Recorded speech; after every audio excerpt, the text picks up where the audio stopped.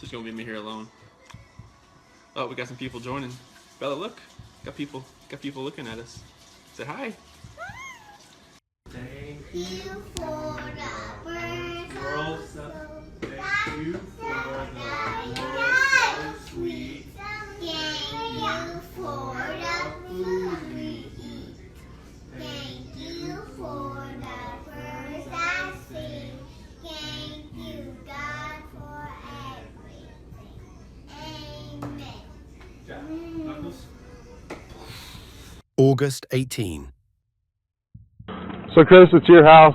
You can go inside with us if you'd like, or you could stay out here. It doesn't matter to us. Doesn't matter. I mean, free reign, just whatever you got to do. Okay.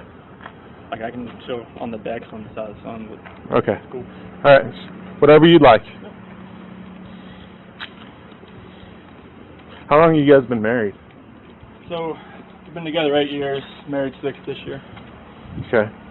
And this is very unusual behavior? Yeah, we can get that dog out of here. Okay. She's gonna flip. If this stillness holds you, a quiet gesture helps sustain these long-form investigations. Taking a Mr. moment Watts, to why like the did you kill video your or wife and 2 subscribe children? allows stories like this to be examined with the time and care they demand, bringing hidden truths into focus, one layer at a time. Hey, guess what, girls? Mommy has a baby in her belly. Are you guys excited? Yes? Are you really excited? Oh my goodness. Come give me hugs. Oh! Oh. I love you, girls. I got the baby a hug. You want to give the baby a hug? I love you, Bella. You're so sweet. Give me a kiss. Mommy! Mommy! Yes, baby. There? Oh, that was No, the doorbell, is that a ring doorbell? yeah, like when you got a visitor, it does. But I don't think the speaker is on to where you hear it. Like by. Okay. I guess my question for you is, would it show her leaving with the kids? Did you have any alerts? If she came out here, yes. Like if Did you have any alerts today with that? just when her friends were here. Does it only record when the doorbell rings, or anytime If someone? you're like right here, it should just start. The proximity should hit up. Okay. And if you had anything on that today? Just her friends. And what time was that? 12:10 and about 10 minutes afternoon. Okay. But nothing between the time when she got here this No, morning? like she got here at 2. Only thing This that morning? Was, yeah, 2 o'clock this morning. So Okay. like 1:48 on here. And the only thing that was weird was that the garage door said it was left open after I left. And it might have been the sensor, but like my phone doesn't show when For your alarm? Yeah, it doesn't show if it shuts. And who's your alarm through? Vivian. Okay. But the Nikki, her friend that came here about 12:10, she said the garage door was shut when she got here. Okay. That was the only thing that was weird. All right. Were you going to hang out there, or you want to come in here? I'll start here. Okay.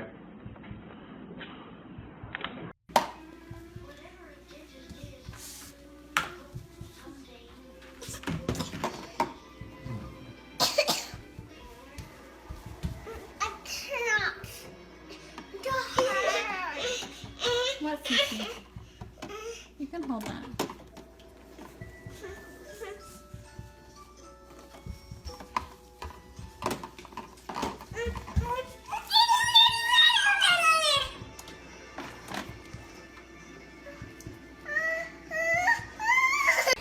I just want them back. I just want them to come back.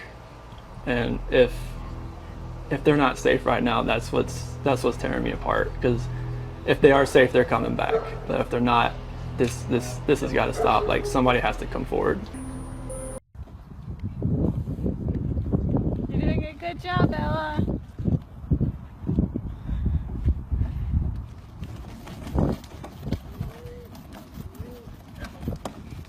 Careful. Hello.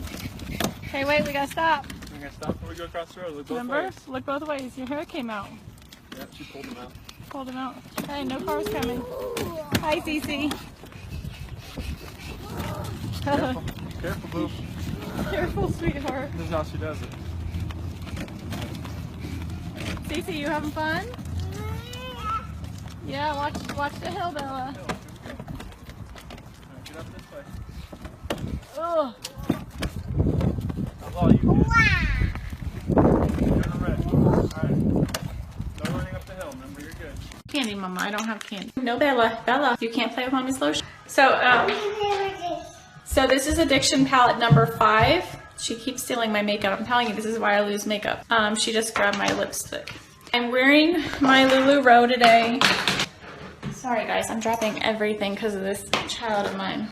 Hence why I lose makeup, you guys. Bella seriously destroys my girls steal my makeup, and Bella particularly. Bella steals them and breaks them, as you saw her do in action today.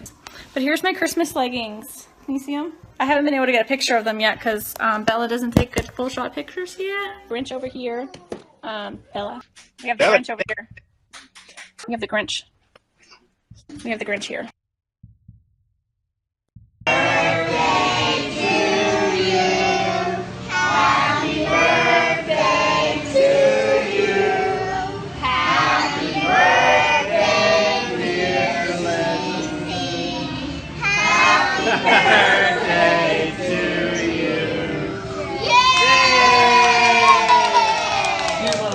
Objectively say that this is perhaps the most inhumane and vicious crime that I have handled out of the thousands of cases that I have seen, and nothing less than a maximum sentence would be appropriate, and anything less than the maximum sentence would depreciate the seriousness of this offense. Deputies, I would respectfully ask that you take this defendant into custody and have him serve the rest of his life in the Department of Corrections. We are in recess.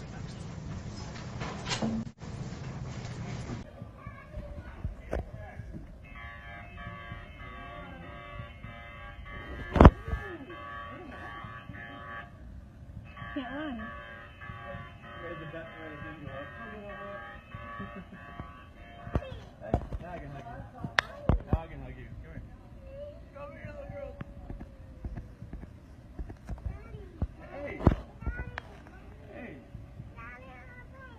Airplane. I know. I did. Yes,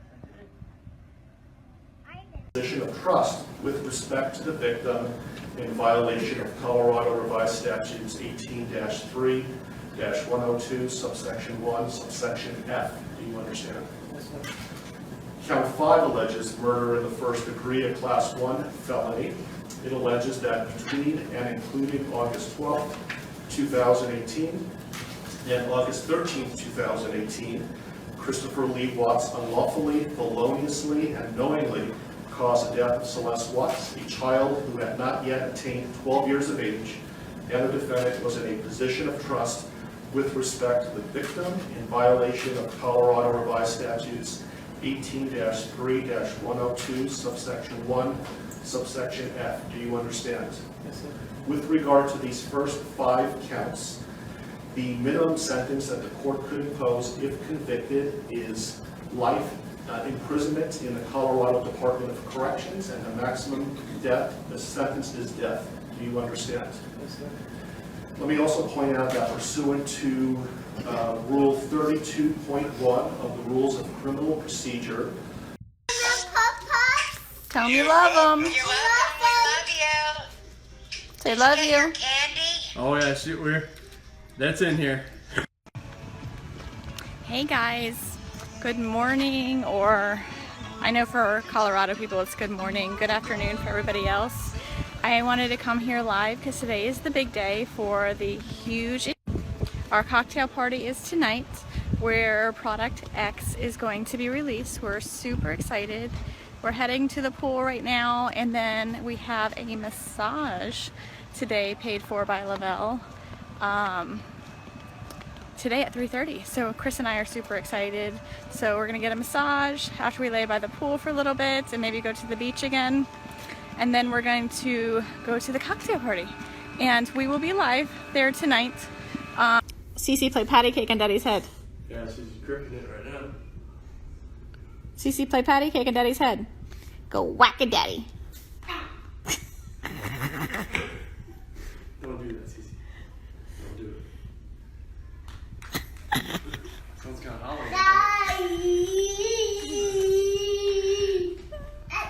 Whack-a-daddy.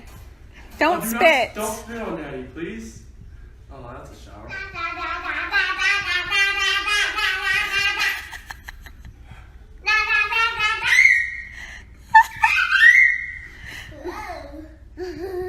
Careful, Bella, don't fall, okay?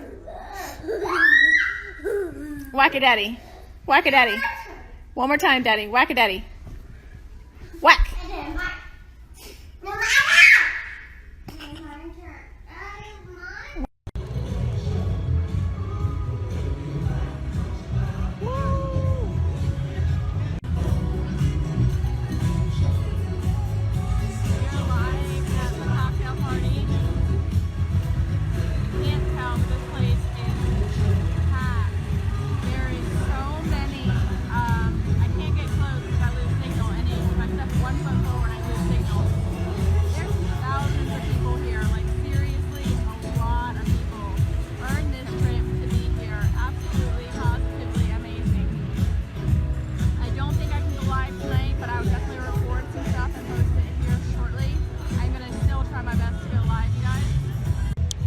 Everyone needs to deserve this. Everyone. Absolutely everyone. Tell them how much fun it is. It's amazing. This place is nuts. It is phenomenal. We're gonna go have some fun. Get to hear what's coming out. It's absolutely exciting. We're super excited. We'll be back here live shortly, guys. Love you. I don't want them to really go in the ocean. I mean, Ready, set.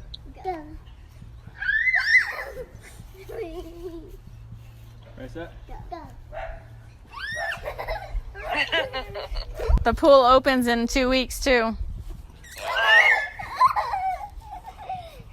what's the degrees today? 85 the last I checked. 120. Wow. No, CC. Yeah. CC, get girl. Oh gosh. Oh my gosh, are you kidding? She can climb that fence. Your Honor, there are no words to adequately describe the unimaginable tragedy that brings us before this court today. By my comments, I'm not even going to try to express the horror, the pain, or the suffering that the defendant has caused to these families, to this community, and to all who were a part of this investigation.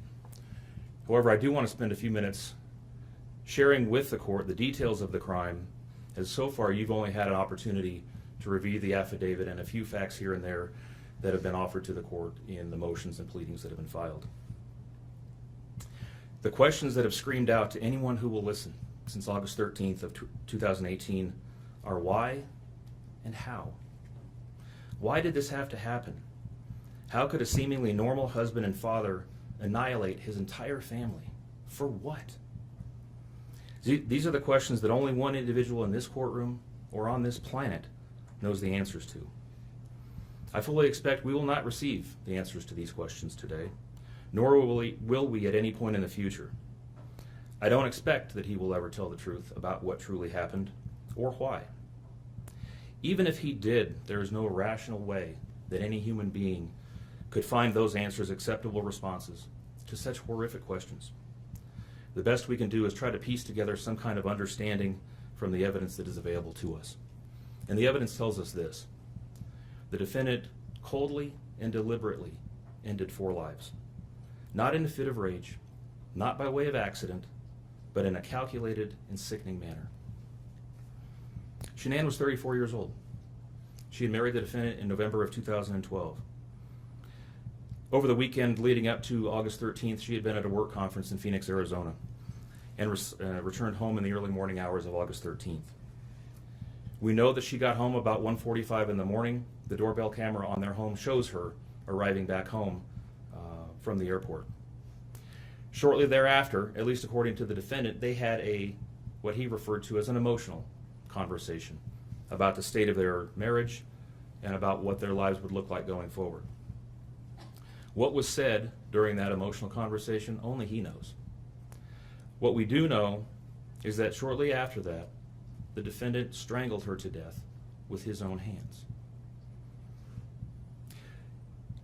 We know that he slowly took her life the morning of August 13th. We know that this was not done in an uncontrolled, vengeful manner that he tried to describe to agents from CBI and the FBI. If that were the case, you would expect to see vicious, horrible bruising about her neck, shoulders, and face. You would expect to see the hyoid bone in her neck broken. You would expect to see some kind of defensive wounds on his body as she struggled and fought for her own life. None of those are present. The only injuries that were on Shanann's body were one set of finger or bruising, what appeared to be fingernail or finger mark bruising to the right side of her neck. We know that our experts will tell us that it takes 2 to 4 minutes to strangle someone to death manually with their own hands. The horror that she felt as the man that she loved wrapped his hands around her throat and choked the life out of her must have been unimaginable. Even worse, what must Bella, age 4, and Celeste, age 3, must have experienced or thought as their father, the one man on this planet who was supposed to nurture and protect them, was snuffing out their lives. They both died from smothering. Let me say that again. The man seated to my right smothered his daughters. Why? Imagine the horror in Bella's mind as her father took her last breaths away. Your Honor, understand very clearly, Bella fought back for her life. The frenulum, the connective tissue between her upper lip and her gum, had a centimeter and a half laceration. She bit her tongue multiple times before she died. She fought back for her life as her father smothered her. Celeste had no such injuries. In fact, she had no external injuries at all. But according to the medical examiner, she was smothered nonetheless. The defendant then methodically and calmly loaded their bodies into his work truck, not in a hasty or disorganized way. He was seen from the neighbor's doorbell camera backing his truck into the driveway, going back and forth into the house and back out to the truck 3 different times, 1 time for each of their bodies. He then drove them away from their family home 1 final time, intent on hiding any evidence of the crimes that he had just committed.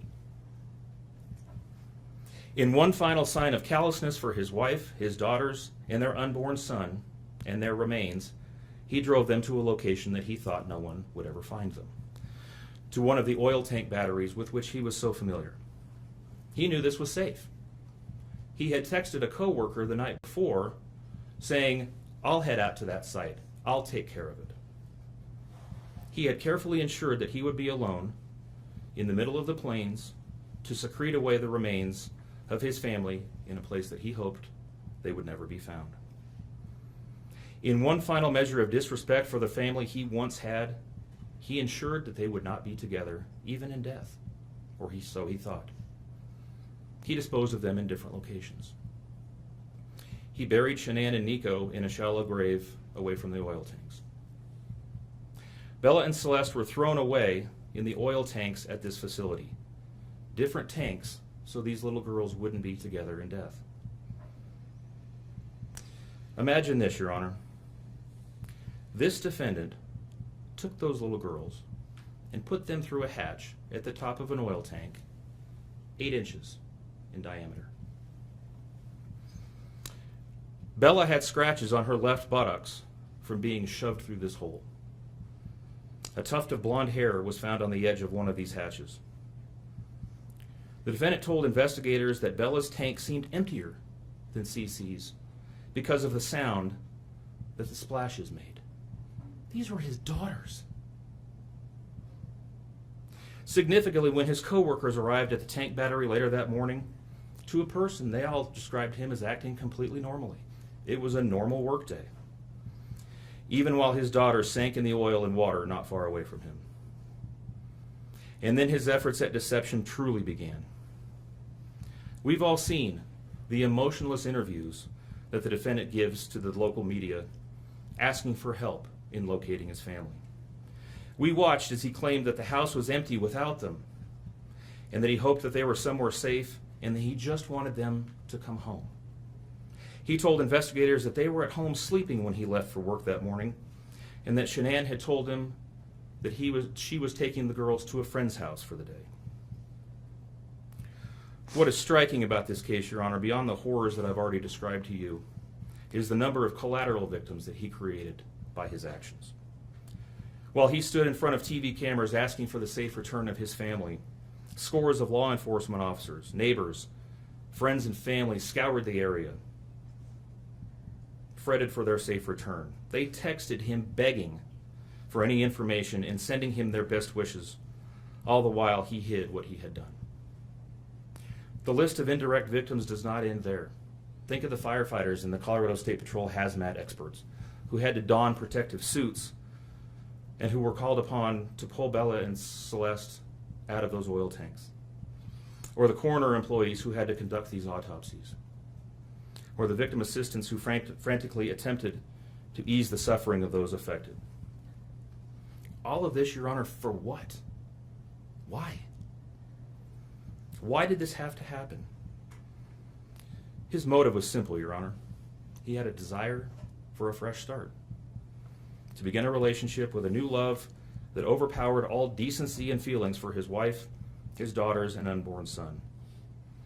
While Shanann texted the defendant over and over again in the days and weeks leading up to her death, attempting to save her marriage, the defendant secreted pictures of his girlfriend into his phone and searched and texted her at all hours of the night. While Shanann sent the defendant self-help and relationship counseling books, one of which, ironically enough, was thrown in the garbage. He was searching the internet for secluded vacation spots to take his new love in researching jewelry. And while Shanann took the girls to visit family in North Carolina, the defendant went to car museums and the sand dunes with his new girlfriend. The stark contrast between the subjects of their internet and text content is absolutely stunning. Even the morning after he killed them and disposed of their bodies, he made several phone calls. One was to the school where the girls were supposed to start, telling the school that the girls would not be coming to school anymore, that they were being unenrolled, presumably to give him some more time before law enforcement notification about them going missing.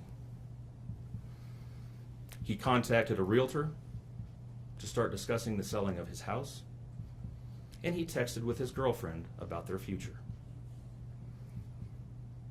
None of this answers the questions of why, however. If he was this happy and wanted a new start, get a divorce. You don't annihilate your family and throw them away like garbage. Why did Nico, Celeste, Bella, and Shanann have to lose their lives in order for him to get what he wanted? Your Honor, justice demands the maximum sentence under the agreement reached by the parties. As you will recall, the agreement calls for life sentences as to Shanann, Bella, and Celeste, and all of those to run consecutively to one another. It also calls for the count of unlawful termination of a pregnancy as to Nico to run consecutively to counts 1, 2, and 3. I would suggest that the extreme aggravation present in the defendant's conduct and in the efforts that I have described mandate that the sentences for counts 7, 8, and 9, the tampering with a deceased human body, each be the maximum of 12 years, and that those sentences run consecutively to one another. It is very clear that each of these acts, that these were not the subject of one act, but each oil tank that he walked up with his daughter's bodies and the hole that he dug for his wife and unborn son mandate a mandatory consecutive sentence. It's been alluded to this morning, but the defendant was certainly eligible for the death penalty in this case under the existing law in the state of Colorado. As you heard, Shanann's family strongly opposed my office seeking the death penalty and being bound to the criminal justice system for the next several decades. That's in large part, as you've heard, why we have reached the agreement that we have. 4 lives were lost at the hands of the defendant on August 13th. for reasons that we will never fully understand, nor will we know. In the end, the Rusick family was much more merciful towards him than he was towards his wife, his daughters, and his unborn son. Prison for the remainder of his life is exactly where he belongs for murdering his entire family. Thank you. I don't want to be in it. Get lower.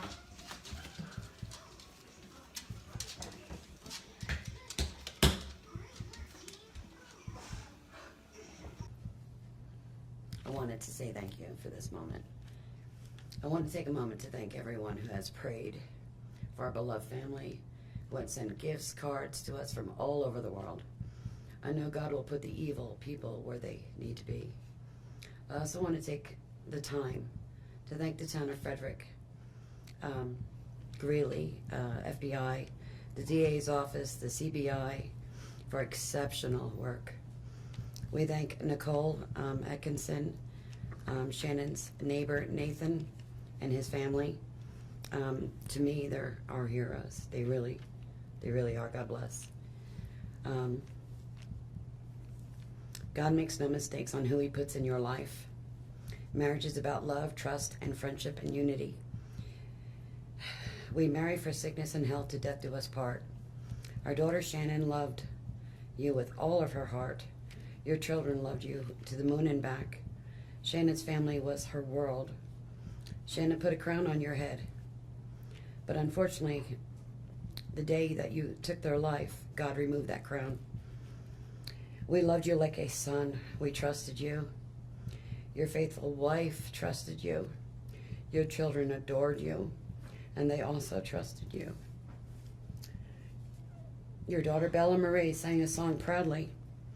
I don't know if you got to see it, but it was, "Daddy, you're my hero." I have no idea who gave you the right to take their lives.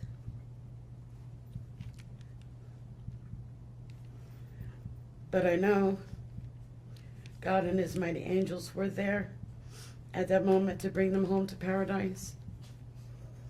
God gives us free will. So not only did you take the family of four, your family of four, you took your own life. I want the world to know that our daughter and her children were so loved by us. There will always be protected by God and his mighty angels. I didn't want death for you because that's not my right. Your life is between you and God now, and I pray that he has mercy for you. From Shannon's mother, Bella Marie, Celeste Catherine, and Nico Lee's, Nana. Thank you, Your Honor.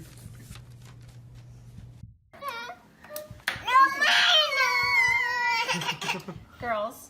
Oh, CC Girls. Bella. Okay, you want chocolate? No chocolate? If you want chocolate, you just get this bowl. You want this one, bigger one? We're gonna go. I love you too. This is the morning. This is why I love that I thrive.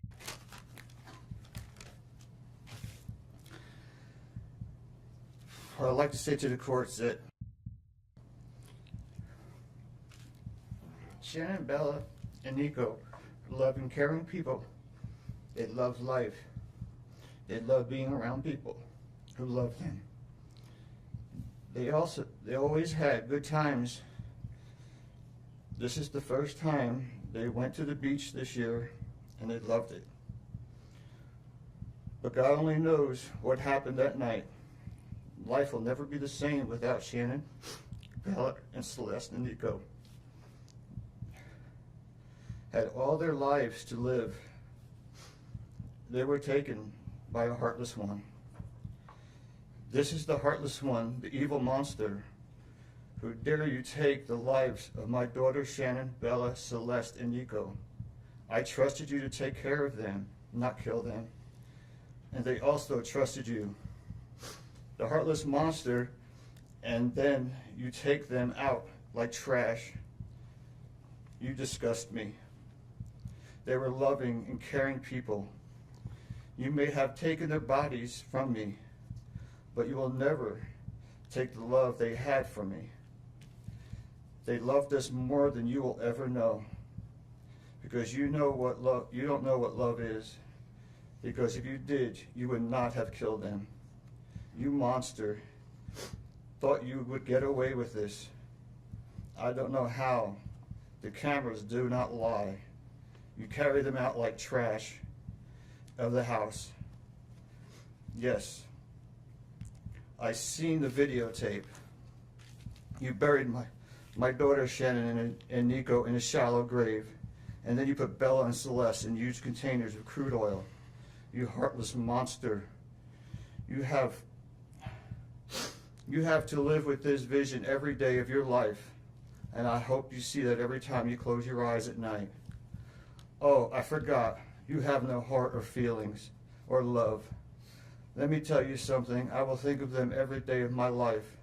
And I love them every day of my life. Prison is too good for you. This is hard to say, but may God have mercy on your soul. I hope you enjoy your new life. It's nothing like the one you had out here. May the courts have no mercy on you. It's hard every day. It hurts in so many ways. I have heard people say that you're not a monster. No, you are not. You're an evil monster. Thank you. Love you, Shannon, Bella, and Nico. Love you, Pop and Dad. And one other thing. And Shannon says she is super excited for justice today. Thank you, Your Honor. Thank you, sir. Hey everybody! So I'm home with the family, and they're excited to try the new Pro Bars, and they came in, I think, yesterday.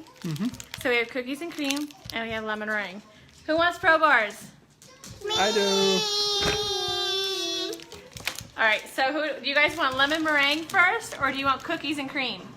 Cookies. Cookies? I want that. You want the lemon meringue?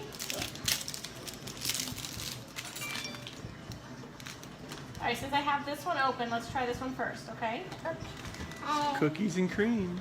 And Daddy's gonna try it too. Yeah. Are you both? Yes, so everyone's gonna try Chris Crumb cookies and cream. All right, Bella gets cookies and cream, Cece gets cookies and cream. Ready? Ready? Set. You're the taste testers. Yummy. Is it yummy? What's it taste like? Chocolate. Chocolate. What else? Watermelon. Watermelon. What's it taste like, Cece? Chocolate. Chocolate? Uh-huh. Is it delicious? Daddy? Oreo wrapped with vanilla. It's nice. Oreo wrapped in vanilla? Is it yummy, Cece? Is that good, Bella? I think they like cookies and cream. Okay, so let's try the lemon meringue. Hey, everybody. So, a little crazy over here. Cece loves the cookies and cream. You like it? Oh yeah? Nothing. Good thing. Don't mind me. It's been a long travel day yesterday. Been cleaning, regrouping today. Hey, Jen. Okay, so Chris, this is the lemon meringue. Nope, that's Daddy's. Here's yours. Wait, don't take. Wait. Here, Bella. Okay, this one's lemon meringue. It's like the pie, but better because I don't like the pie. Ready, set, go. Ready? Hey, Jessica. That's so good. How's that taste, Cece? Good. Good? Yeah? Do you like that one better? Me too. I like it. What's it taste like? You like lemon meringue pie? Straight out the box. Bella, what's it taste like? I don't like it. You don't like that one? Bella doesn't like that one. That's okay. Okay. You like the birthday cake, right? And the cookies and cream? Yep. Dieter, do you want some? Yeah, Dieter wants some. All right, so which one's your favorite out of all the Pro Bars? Hey, Wendy. I would say lemon meringue. Lemon meringue? What's your favorite, Cece? Birthday. Birthday? Mommy's favorite. What's your favorite? The cookies and cream? Wow. We have to keep 3 on stock. It's a good thing. How do I turn this around? It's a good thing that I have all 3 of the favorites in the house. Cinnamon rolls were sold out of it here at the house. I want dip and You want dip and ranch? You want ranch dip and chips?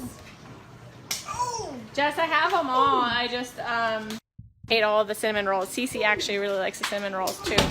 Look at that one. Cookies and cream. We got Cookie Monster.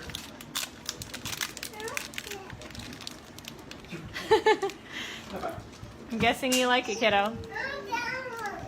You like it? You want the lemon meringue, Cece? No, she didn't like that one. I don't like that. Daddy will finish it. Yep. All right, you guys. So that's our family. Making sure I didn't miss anything. Hey, everybody. So we're a mixed family. Apparently, birthday cake is a winner for me and Cece. Bella loves the cookies and cream, and Chris is lemon meringue. Surprisingly, because he's a cookies and cream guy. Yeah. So super excited. I love it that it's a healthy snack, and Cece can eat it because she has a tree nut allergy.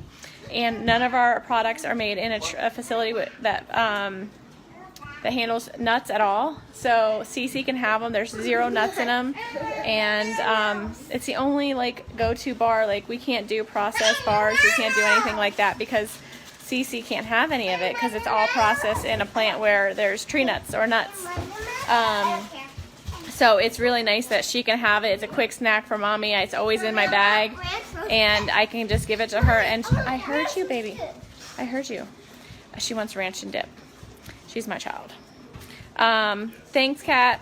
So it's really nice. It's convenient for me as a mom that I can just carry them in my purse and always have something for her. So super excited. The Pro Bars are amazing. They're a great snack, low carbs, low sugar, 2 grams of sugar in all of them, I think. But yeah, 2 grams of sugar and 20 grams of protein. So they're really good for you. So you guys have a great night. Love you. And we're going to be, Cece and I are fighting over the birthday cake. So, all right. Say bye. Bye. See ya. All right. Bye, guys. The past 3 months, I barely slept because I've been going through a lot of different emotions because I did not see this coming. You went from being my brother, my sister's protector, one of the most loved people in my family, to someone I will spend the rest of my life trying to understand. What gave you the right to put your hands on a woman, let alone my best friend, my beloved sister, your daughters, and your son? Why weren't they enough for you? In the blink of an eye, you took away my whole world, the people that mattered to me the most. Everything in my life I loved, your children. They trusted you. They loved you. They looked up to you because you promised to keep them safe. Instead, you turned on your family. My blood is boiling as I write these last words because they are the last you will ever hear from me. I can't even think of the right words to describe the betrayal and the hate I feel. And to be honest, you aren't even worth the time and effort it takes to put my pen to this paper. There isn't a day that goes by that I don't cry for my family. They were my whole world. All I do is ask myself why. Why would you do this? You don't deserve to be called a man. What kind of person slaughters the people that love them the most? Did you really think you would get away with this? Did you really think that this was your best option, to throw away your family like they were garbage? They deserve better, and you know it. I hope you spend the rest of your life staring at the ceiling every night, being haunted by what you've done. None of us deserved this. Hearing my mother and father cry themselves to sleep in this hotel room causes me anguish that is beyond words. I can't describe how this feels, how badly my heart is breaking for my poor parents. We trusted you. You have taken away my family from this earth, but you can never take them from my heart. You took away my privilege of being an uncle to the most precious little girls I've ever known. I will never hear the words Uncle Frankie again, but you will never be called Dad again either. You'll never be able to put your hands on another woman, let alone my best friend, my beloved sister, and your son. I just can't comprehend how they weren't enough for you. Shanann, Bella, and Cece loved you more than anyone. You were their hero. How could you destroy the people who loved them the most? I pray that you never have a moment's peace or a good night's rest in the cage you'll spend every day of your life in. A cage you are privileged to live in because my family isn't evil like you. We begged the district attorney to spare your life because despite everything, we believe that no one has the right to take the life of another, even someone like you. I feel sorry for your family. I know the pain that they must feel knowing that they can't hug you, because that's how my mother, father, and I feel every time we cry for our family. Nothing hurts more than watching or hearing my family weep for their loved ones. I just wish that I could tell that you would tell the truth, but I know that that is asking for more than you are capable of. I stayed up all night writing this statement. I don't sleep because of you. My life will never be the same because of you, but at least my conscience is clear. I get to live free, but I can't say the same for you. I haven't slept in 2 days because I've been anxiously waiting for this moment, the moment I get to tell you how I feel, how this has affected my family and I. My family and I can finally grieve after today. If anything, we will come out of this stronger today than we were before, and we will continue to pray for your family. Sincerely, Frankie Rusick. Thank you, Mr. Rusick. I'm Cindy Watts. Ron Watson. Thank you. And I have authorized you to make a statement to the court as paternal grandparents of the children. And if you choose not to make a statement, but your designee, Ms. Powers, chooses to, she can do so as well. How would you like to proceed Can today? I read that? I want you to start, but I would like to read Who's that. going to be speaking today? Your Honor, initially, they've asked me, and they're hoping that they have the strength to speak, but if they do not, they've written out their statements and asked me to finish for them. So That would be fine. Who would like to go first? if I could start, Your Honor. On behalf of the Watts, Your Honor, and to the community, we thank you for the opportunity and the recognition under the Victim Bill of Rights.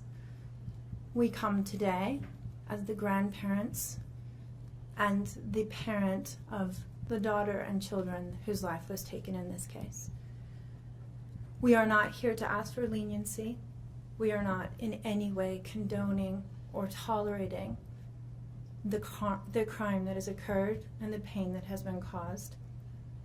We join in our daughter-in-law and grandchildren's family in saying this should never have happened. This is not condonable. This is something that we will never get over. We appreciate the consideration that everyone has paid, most especially the families that have lost everyone. We appreciate that they begged for Christopher's life. We agree and echo what they have said, that it is not his place to take anyone's life, nor would it be our place as a community to take his life. So we thank you for the opportunity and for every consideration and effort that's been put out. The prosecution in this case has in fact respected the Victim Bill of Rights. They took the time to explain that the information that my clients had at the time that they were interviewed was not correct. They were misinformed. They were searching for answers. They were not intending to cause any pain to anyone, and they appreciate that the prosecution answered their questions and gave them the time and the respect and the consideration so that they could tell this court and everyone in this community that the interview content was not their message, that they accept that their son has done this, that they accept that he chose to plead guilty, that he sought and requested their consent and agreement for a life sentence.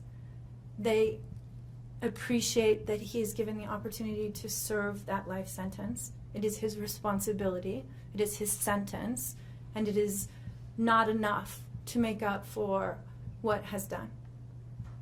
We understand and we join the family in that we have questions. We don't know how such a thing could possibly happen, or that a man that was responsible for raising his children and protecting his wife would take the steps that he did, and that he would disregard their bodies and the love that he had for them and they had for him and everyone else, and take the gestures and put this community through the investigation and the discovery and the responsibility of bringing justice.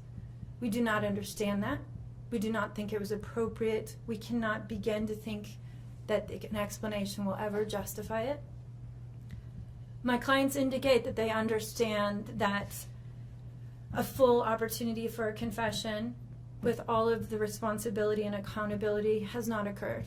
And they support the family and the request that that happen, if not today, at an appropriate time, in an appropriate manner, so that everyone can have peace, to understand to the best of their ability the details that they need and to have their questions answered. And by giving this opportunity of a life sentence, we hope that he embraces that moment. That had the death penalty been pursued, there would not have been an opportunity to be accountable and to give a full confession. And had the death penalty been sought, counsel would have fought for his life, the prosecutors would have been engaged in a multiple-year battle, the families would have been torn apart, this community would have had to subsidize it and endure it, and we have so much respect and gratefulness that that did not happen. We would strongly encourage Christopher Watts to give that full confession in the tone and in the timing that he thinks is appropriate with the guidance of his counsel. We feel that it would be appropriate and helpful to ease the pain and the suffering. But we also say we don't think that there's anything that he can say that will ever account for his behavior. There's nothing that can be done to cure the harm he has caused. And he has the responsibility to serve his sentence with dignity and with regard for everyone, and to spend every breath that he has left in an atonement for what he has done. Do you want to read it? Yes. If I could just have you state your name for the record. Cindy Watts. Thank you. My name is Cindy Watts. I am the grandmother of two beautiful granddaughters, Bella Marie, Celeste Catherine Watts. I am also the mother of Christopher Watts, who I will be directing most of my statement to. First, I'd like to begin by recognizing the absolute horror of this crime and acknowledging the devastating loss that both the Rusek family as well as our family have faced. Our families have been irreparably broken by the needless deaths of Shanann, Bella, Cece, and Nico. This is something we will never get over. We will always mourn the loss of our family, and in that we are united in our grief. I am still struggling to understand how and why this tragedy occurred. I may never be able to understand and accept it, but I pray for peace and healing for all of us. Now to my son Christopher, I have known you since the day you were born into this world. I have watched you grow from a quiet and sweet, curious child who Bella reminded me so much of, to a young man who worked hard in sports and later mechanics to achieve your goals. You are a good friend, brother, father, and son.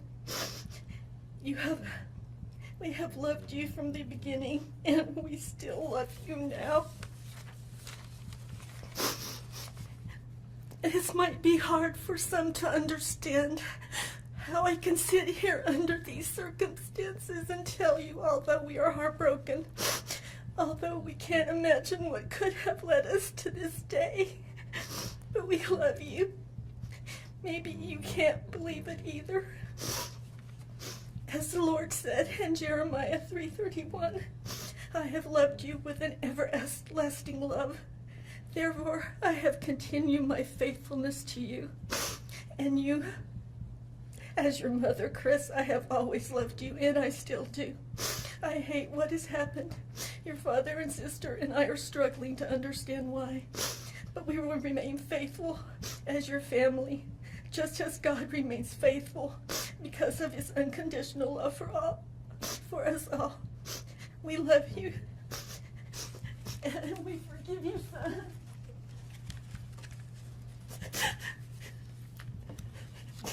Thank you.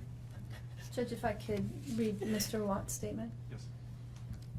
My name is Ronnie Watts, and I am the grandfather of Bella, Celeste, Nico Watts, and I am the father of Shannon. I am the father of Christopher Watts as well. And one of the most important things I've done in my life is to raise my children and to watch as they started their own families. I spent many years coaching Little League and talking to my son, taking him to the races, and sharing my love and knowledge of cars with him. He was just as involved with his girls. I believe he loves his girls. I know he does. This tragedy has impacted my family in so many ways. Beyond losing my precious grandchildren, our beloved daughter-in-law, we are forced to question everything. We still don't have all the answers, and I hope one day, Christopher, you can help us. Chris, I want to talk to you as a father and son. You are here today accepting responsibility, but I want to tell you this now. I love you. Nothing will ever change that. And I want you to find peace. And today is your first step. The Bible says if we confess our sins, God is faithful and just and will forgive us. Chris, I forgive you, and your sister forgives you, and we will never abandon you, and we love you. Dad. Judge, thank you for the opportunity to address the court. This matter comes on for a first appearance. Mr. Rohr, correct me if I'm wrong, but formal charges have not been filed yet? That's correct, Your Honor. The defendant was arrested. Formal charges have not been filed. By my calculation, I believe it will be due to the court at 3:30 on Monday afternoon. Thank you. Mr. Mercer, anything you would like to say about that? Not regarding that issue, thank you. So the court has reviewed a affidavit in support of a warrantless arrest. The court has found probable cause for the arrest. Specifically, I see that Mr. Watts was arrested for 3 counts of first-degree murder, each a Class 1 felony, and 3 counts of tampering with a deceased human body, each a Class 3 felony. Again, these are only charges that are named in the affidavit in support of a warrantless arrest. It's the district attorney's office who will ultimately decide what charges, if any, are going to be filed. And Mr. Merson, would you like me to advise your client of his rights pursuant to Rule 5? Yes, please. Thank you. So, Mr. Watts, I would like you to listen carefully to the rights that you have, okay? Thank you. And so first, you don't need to make any statements. Any statements you make can and may be used against you. Do you understand? Yes. You have the right to counsel. Do you understand? Yes, sir. If you are indigent, you have the right to request the appointment of counsel or consult with a public defender before any further proceedings are held. Do you understand that? Yes, sir. And Mr. Merson is the head of the public defender's office, and he is going to represent you today and potentially in the future. Do you understand that? Yes, sir. Okay. Any plea that you make must be made voluntarily and not the result of undue influence or coercion. Do you understand that? Yes, sir. Right now, charges have not been filed, so this is a limited advisement. I intend to bring you back next week once formal charges are filed on Monday, so I can give you a full advisement. But I will tell you that at this point, the court is not authorizing any bail. Once I know what the official charges are that are filed by the district attorney's office, I'll inform you the nature of the charges. If charges are filed, you have the right to a jury trial, and you have the right to demand and receive a preliminary hearing within a reasonable time to determine whether probable cause exists to believe that you committed any of the charges that are filed by the district attorney's office. Do you understand that? Yes, sir. I believe that your lawyer has filed about 16 or so motions on your behalf, including a request for a preliminary hearing. Do you agree, Mr. Merson, that that time period, that 35 days to have a preliminary hearing, doesn't begin until your client appears in court next week once formal charges are filed? I agree. And I have not seen, correct me if I'm wrong, a proof positive, presumptive great written motion by your office? Not at this point, Judge. Okay. Okay. And so would you like me to further advise your client of any additional rights? No, thank you. Mr. Rourke, what kind of conditions, if any, are you requesting for the protection order given the circumstances? Judge, I'm going to defer to Mr. Wren. Mr. Wren? People are simply asking for the standard protection order under Title 18 at this point, given the deceased nature of the victims. And I assume based on the no bond hold, the issue of possessing or having access to or control over a firearm or any ammunition is a non-issue until and if bond is authorized. That's correct. Thank you. So, Mr. Watts, I am going to issue a protection order pursuant to Colorado Revised Statutes 18-1-1001. It's going to state that you not harass, molest, intimidate, retaliate against any witness involved in this case. Do you understand that? Yes, sir. If you were to violate the mandatory protection order, it's a Class 1 misdemeanor. Do you understand that? Yes, sir. And could we talk about some of them? I realize that things are happening very quickly. Motions were filed today. There hasn't been a lot of time to object or to file responses. Mr. Merson has filed a number of motions, some of which potentially may be time sensitive. My intention is for the parties to come back to court next Tuesday so I could advise Mr. Watts of his formal charges that are filed no later than 3:30 on Monday. So I'm not sure if I'm going to be requiring the prosecutor to file a response between now and Tuesday, or whether we can resolve some of these issues now. For example, the preservation of certain evidence, like police notes, handwritten notes, like touch DNA evidence, things of that nature. Your Honor, I think we can address some of these pretty quickly, but certainly not all of them. We would be asking for time to file a written response to some of them. Yeah, I'm just concerned about the time that elapses between now and Tuesday, and I want to make sure that the evidence that's being requested to be preserved is preserved. Understood. So, for example, can you, any objection for me to order that all law enforcement, both state and federal, that were involved in this case, preserve their handwritten notes? Any objection to that? No. So I will grant that request. Did you read Mr. Merson's motion with regard to touch DNA? I believe that was filed under seal, and I have not seen it. It was suppressed, so they should have had access to it. Gail, Christy, could you print out a copy for Mr. Wren? Again, I appreciate the fact that this happened very quickly, and so let me get you a copy of that, a hard copy of that, and then you can review it and let me know what your thoughts are. Is there an autopsy that's scheduled to be conducted in the near future? Not yet. Motion is that? There was a 16. 16? Yes. While we're waiting, Mr. Merson, I noticed that... Actually, I'm sorry to interrupt, Judge. It was D17. D17? Yeah, sorry. So I see that your motions are numbered, but I'm missing 9 through 15. Yeah, I basically counted them and then started off. There were some other people in my office that had filed those other pleadings and not numbered them. I just want to make sure I'm not missing something. I don't think you are. I think many of them concern the media issue. On the way over here, the deputies advised the court had already ruled on that. So to a certain extent, some of that is moot. But if we are going to take a D17, in light of the fact that the affidavit is still sealed, I would ask that the court seal the courtroom and just allow the parties to argue that, because it will require me to talk about information in the affidavit. Well, why don't we give Mr. Wren an opportunity and let me know whether, without talking about the substance, whether he has an objection or not. It's really more putting the prosecution on notice than anything else. Why don't you read it first and let me know what you think. This motion You can give it to the prosecution.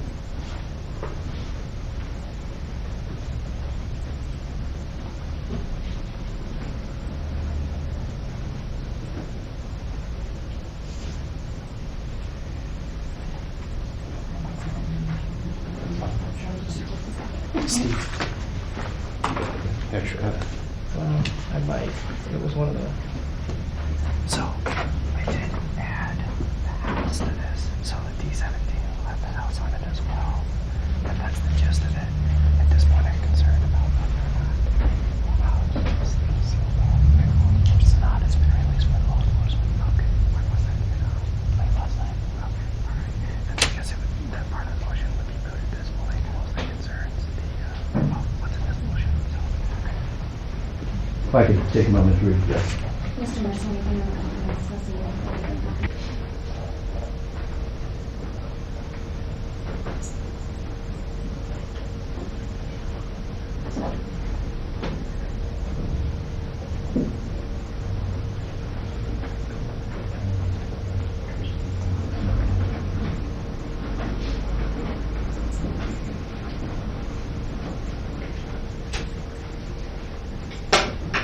Mr. Ring?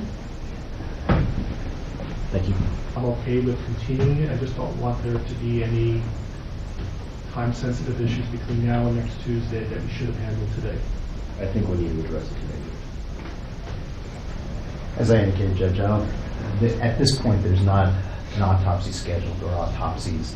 I don't know when that might happen. I don't know if it would happen before Tuesday or not.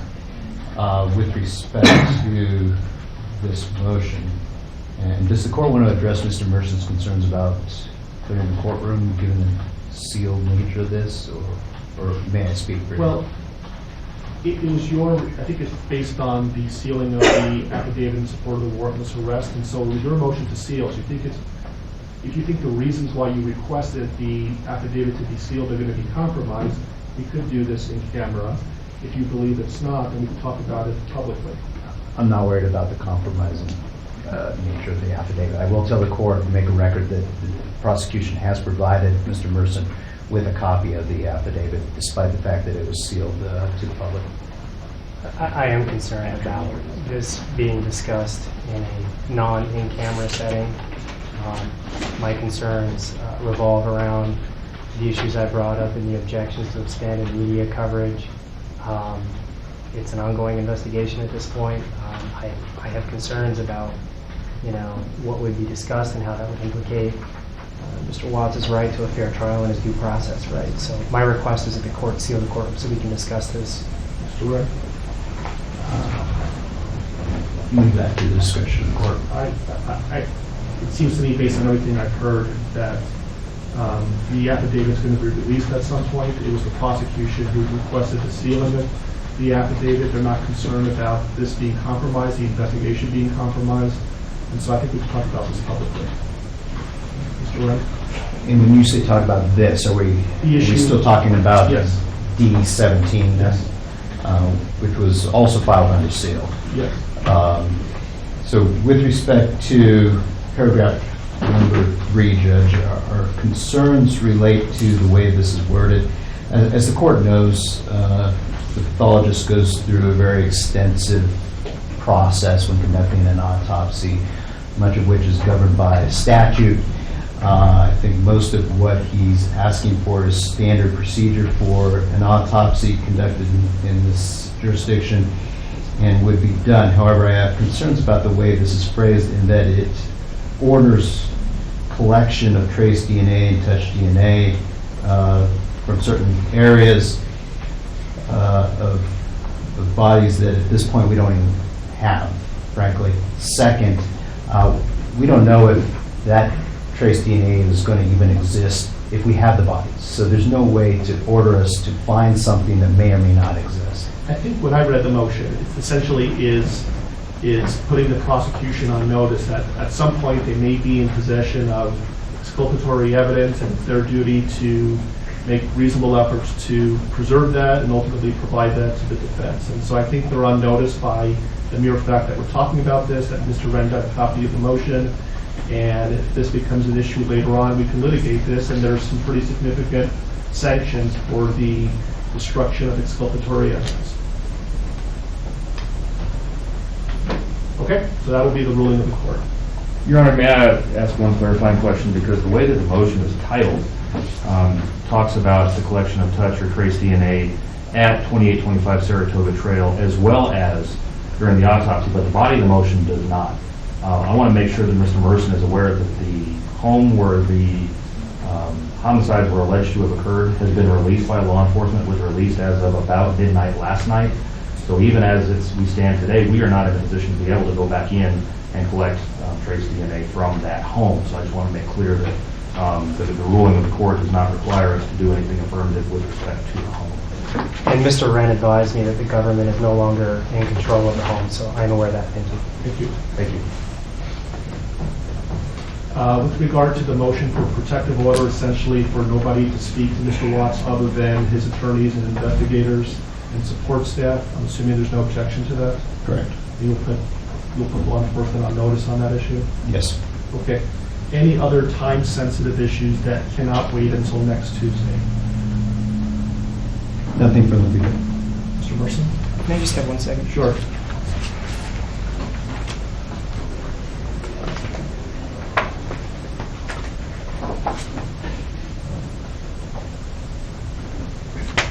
Nothing further. Thanks, Judge. Okay, and I would just respectfully ask that if you file anything between now and next Tuesday, certainly into the future, if you could advise your office of this, if there's more than one lawyer working on it, please number every pleading that's filed, and for the prosecution as well, maybe you can use letters. And that way I know that I'm not missing something. That would be wonderful. Yes. Okay, so we'll see. Let's pick a time next Tuesday. I know everybody's really busy. I just had some time open up. And so what's a convenient time for everybody to be here? I'm also going to be asking if there's victim rights compliance today and see if there's a more convenient time for whoever the victim rights representative is.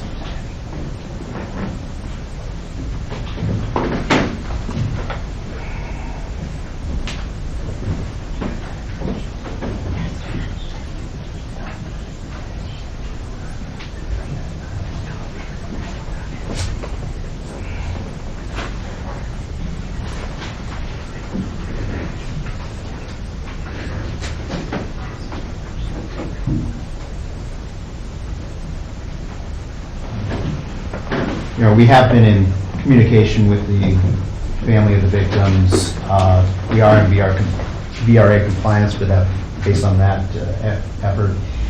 At this point, we don't have any specific times that are good or bad for the family, but we will certainly contact them as soon as we leave and clarify their availability for next Tuesday.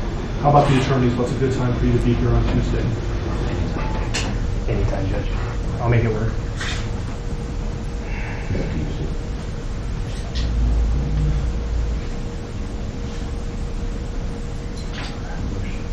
The motion's hearing in Division 12 at 2 o'clock. That'll probably last an hour. Otherwise, I'm free. About 10 o'clock. That's fine. Okay.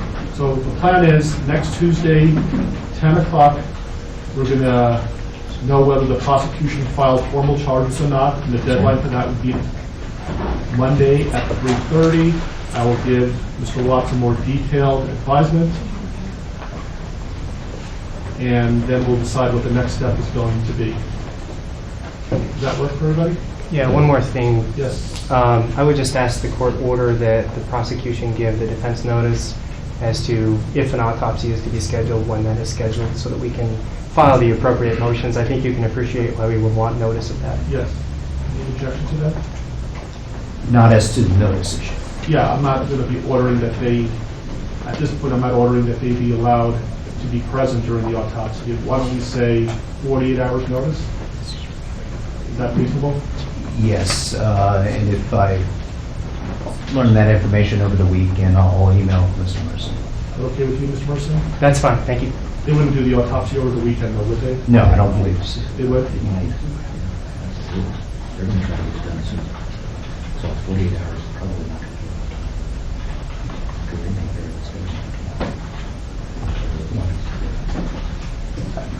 We've all certainly seen autopsies scheduled less than 48 hours after the bodies are recovered.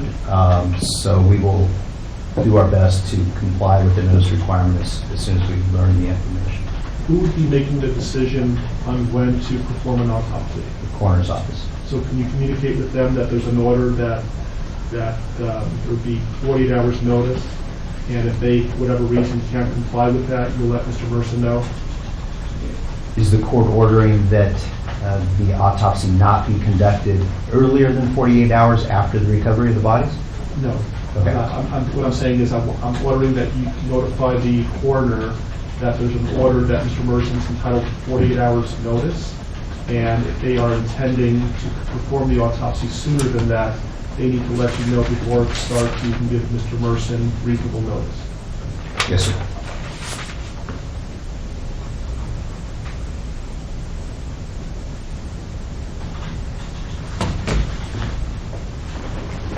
Anything else you can think of between now and next Tuesday that we can resolve today?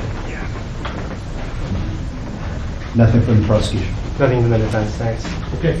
All right, we'll see you next Tuesday at 10 o'clock. When we are at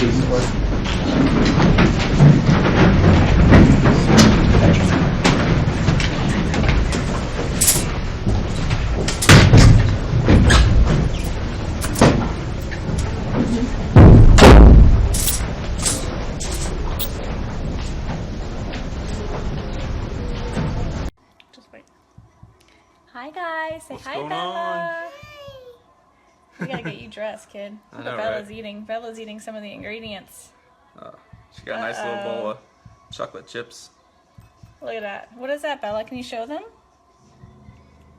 What is it? Is it chocolate? Is it chocolate? It's chocolate little mini morsels, right? Yeah, good job. So she's been eating my peanut butter and the chocolate morsels so far today. So we're gonna let a few more people hop on, and then we're gonna get cooking here, and we'll explain to you what we're cooking up over here. So Yeah, welcome to the 12 days of Christmas, Lavelle Day, and even though I like to claim that I could probably cook, I can't at all. So I'm gonna let my wife do all the cooking. She's gonna make up some Thrive Bites for us. and I'm gonna go wash my hands real fast. Uh-oh. She's gonna leave me here alone. Oh, we got some people joining. Bella, look. Got people looking at us. Say hi. Wife's gonna be making up some Thrive Bites here in a second, so make sure you hop on and join us for the 12 days of Christmas. Bella's got some chocolate chips. I need a Lavelle apron. They All right, guys. Hey, Michelle. Hey, Amanda. Bella's showing you what she's eating. She's eating the ingredients. She's been eating the ingredients since I've been getting them prepared. So we're gonna make Thrive Bites today. Chris didn't want to go on live doing it because he didn't want to mess anything up. Not that you can mess anything up with Thrive Bites. It's so simple. Except for today, we're gonna double the recipe because we love the Thrive Bites. When you are craving something to eat, or junk food or whatever, you just pop a Thrive Bite and it fills you up, and it's really delicious. Thrive Bites, right? Good job, Bella. My little helper right here. Thrive Bites. So today, I will post in the feed the Thrive Bites. Bella, shh. Will you turn it down for me, please? So I'm going to post in the thread here today on how to make Thrive Bites and the recipe. So basically it calls for 1 packet of your lifestyle mix. Now you can use any flavor.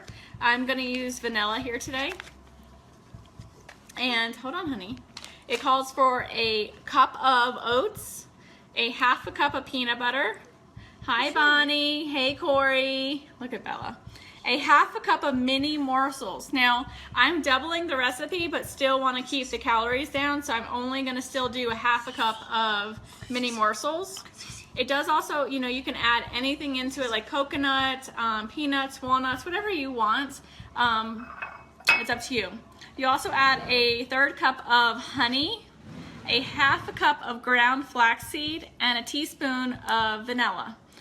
I don't know if I mentioned peanut butter, but also half a cup of peanut butter. Again, I'm doubling the recipe, so everything I'm doing here today is going to be double.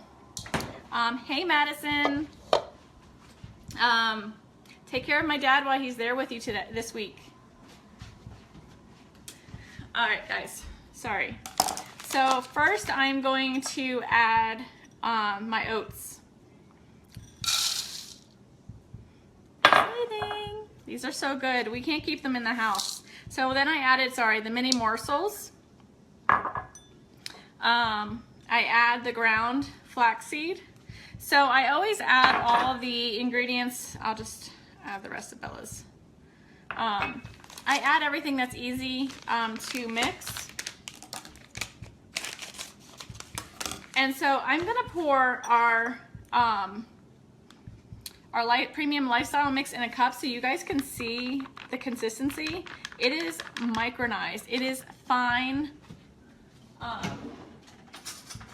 Very, very, very, very, very fine. Hey, Christine. So if you guys, probably can't see that way here.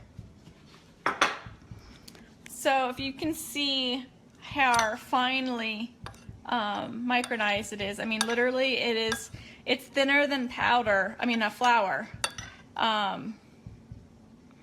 I don't know if you guys can see that very well. So, hey, Mandy. So the Thrive Premium Lifestyle Mix is so fine. I mean, it's very, very, very fine. Let me find the other one. So you add 2 of those because, like I said, I'm doubling the recipe. Hey, Sharon. And so now I just pretty much mix this. And then I'm gonna add the honey, the peanut butter, and the vanilla. So look at this so far. Hey, Sarah. So look at our little fried bites so far. They're no bake, super simple, super delicious. Like I said, like I'm going to Punta Cana in February, and I need to continue to, where'd Bella put my spoons? Hold on, guys. I think she took my, hold on.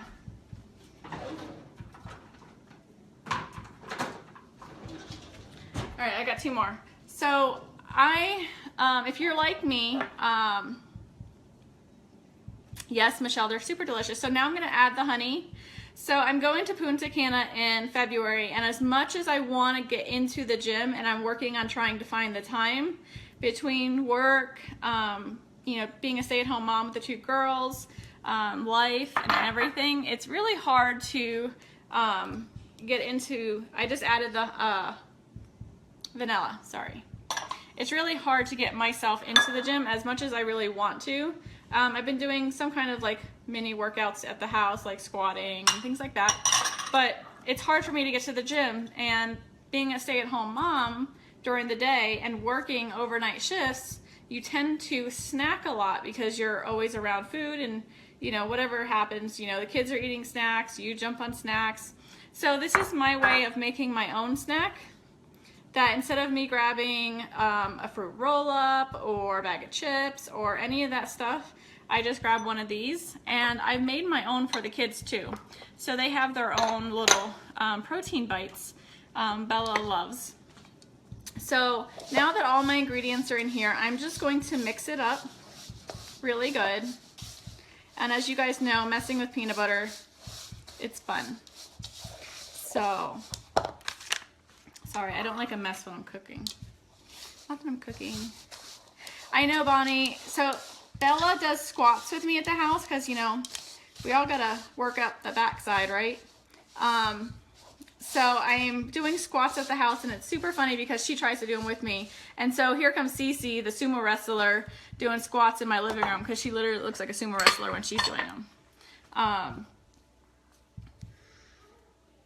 Yeah, Mandy, so that is my favorite side effect. And you know, the thing is, it's not a weight loss company. And as you know, I use you as an example because you are super skinny when you started Thriving.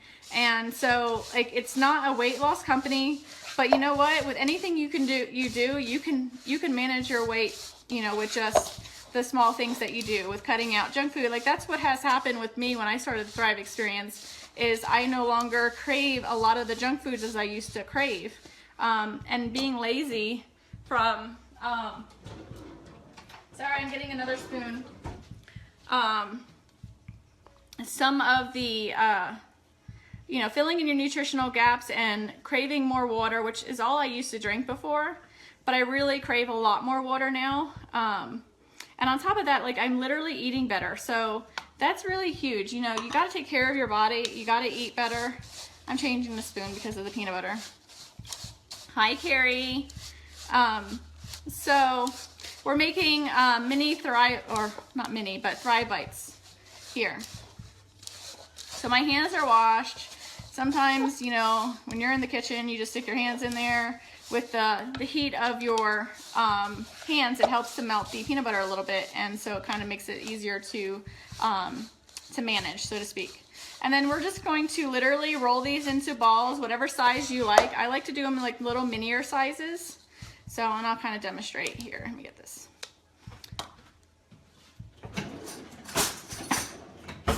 So, get your hands dirty. I take about a teaspoon size. You can see that. And, you know, just pinch it into a ball. And so that's how big I make mine. They're probably a size of a quarter in round. Carrie, they're super delicious and very healthy for you too, except for the fact that they have little mini morsels in them, but I cut the recipe in half when it comes to the mini morsels. And then you can be creative. You can use the strawberry shake with it. You can use the apple pie and create it into like an apple pie little treat. I love the peanut butter because everyone in this house loves peanut butter and I can never keep it on hand. So it's been really good. Like I said, the girls love them. I don't use the Thrive Lifestyle mix for the girls, but I make them their own little mini bites so they feel like they're getting a treat with us too. Yes, Mandy. So these are so, like, honestly, they're really good too. But yeah, and you can do whatever you want with them. You can add anything. I'm not a coconut person, so I don't add coconut to mine, but you can add chunky peanut butter. You can add anything, you know, that you want. Stick them in the fridge, let them chill, and put them in a little container, and then you're good to go. Grab and go. How many spoons are you required? Listen. I use like one sometimes, but like it's sticky, and you know, usually I just use my hands a lot. Of course they're clean, but you know, I'm trying to be, you know, proper, like professional TV cook, you know. I don't qualify though. So, give me 1 second. They're really good. You guys really have to try them. I will post them in the thread here. I am down 28 pounds since I started the Thrive Experience, and going to Punta Cana in February, I'd like to be down another, you know, a good 5 to 10 pounds. And so this is a really good way for me to do that. And I'm going to show you kind of what they look like. I'm sure some of you have made some protein bites before. So it's super simple, you guys. Have fun with it. Bella was helping me out, but Chris took her away so she wouldn't talk on the video. Incorporate your kids, like make something for them. Like, and this is super fun. Bella likes to roll these with me, and she does a really good job with it. And it's interaction with your children too at the same time. So that's pretty much it. I'm gonna finish making these, and then I'll come back on later and show you what they look like when they're all done, even though they look the same, just a little firmer. So you guys have a great day, and I'll post the ingredients so Michelle, you can go ahead and continue shopping when you're at Walmart today. All right, guys, have a great day. There are these are great when you have an afternoon slump of work. Yes, so good. And you know, honestly, like I eat them throughout the day, and they're really good snacks for when I work overnights, because when I work overnights, I tend to snack on a bunch of junk food, like things that aren't good for you. And so these have been a really good supplement instead of doing that. So instead of a bag of chips, I'm eating some Thrive Bites. All right, guys, have a great day.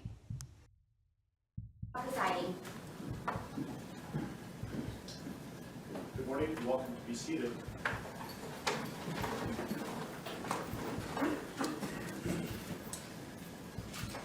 Okay, we are on the record. We are in Division 17 of the Weld County District Court, and we are here regarding Weld County case number 18CR2003, People of the State of Colorado versus Christopher Lee Watts.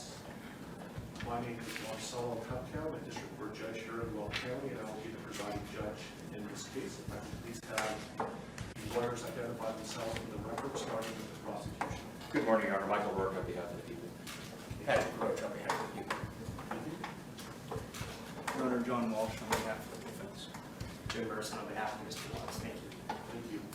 And Mr. Rourke, do you want to make a record regarding compliance with the Victims' Rights Act? Yes, Your Honor. We are in compliance with the Victims' Rights Act. Frank Rusick, who is Shanann Watts' father, is present in the courtroom, as is Frankie Rusick, who is Shanann Watts' brother. They are present in the courtroom, and we have advised them of the purpose of today's hearing and what we expect to occur. Thank you. Mr. Watts, last week I gave you a limited advisement because charges had not been filed. They have now been filed, so I'm going to give you a full advisement. If at any time you have any questions, please let me know, and welcome also to certainly consult with your attorneys, okay? Yes, sir. So, you do not need to make any statements. Any statements you make can be used against you. Do you understand? Yes, sir. You have the right to be represented by counsel, and if you're indigent, you have the right to request the appointment of counsel or consult with the public defender before any further proceedings are held, and I see that you've taken advantage of that right. Any plea that you make must be made voluntarily and not the result of undue influence or coercion. You understand? Yes, sir. At this point, I have denied your right to bail, given the charges. You can certainly have a conversation shortly about that issue. You have the right to understand the nature of the charges. We'll go over them in a moment. You have the right to a jury trial. You also have the right to demand and receive a preliminary hearing within a reasonable time to determine whether probable cause exists to believe that the offenses charged were committed by you. Do you understand? Yes, sir. I assume that the defense has received a copy of the complaint and information. Mr. Watts, let me explain to you what you have been formally charged with and what the possible penalties are.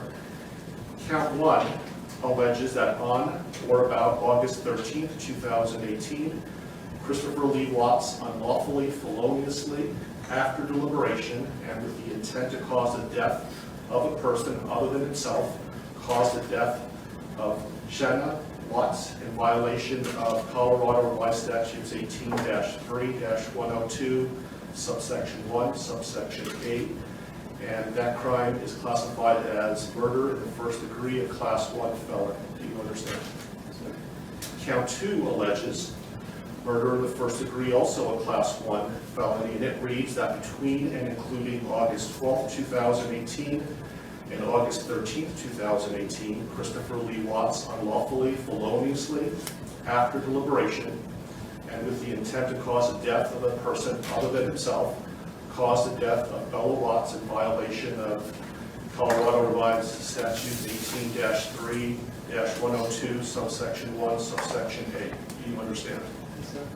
Count 3 alleges murder in the first degree, a class 1 felony, and specifically it alleges that between and including August 12, 2018 and August 13, 2018, Christopher Lee Watts unlawfully, feloniously, after deliberation, and with the intent to cause the death of a person other than himself, caused the death of Celeste Watts in violation of Colorado Revised Statutes 18-3-102, subsection 1, subsection 8. Do you understand? Count 4 alleges murder in the first degree, a class 1 felony. It alleges that between and including August 12, 2018 and August 13, 2018, Christopher Lee Watts unlawfully, feloniously, and knowingly caused the death of Bella Watts, a child who had not yet attained 12 years of age, and the defendant was in a position of trust with respect to the victim in violation of Colorado Revised Statutes 18-3-102, subsection 1, subsection F. Do you understand? Yes, sir. Count 5 alleges murder in the first degree, a class 1 felony.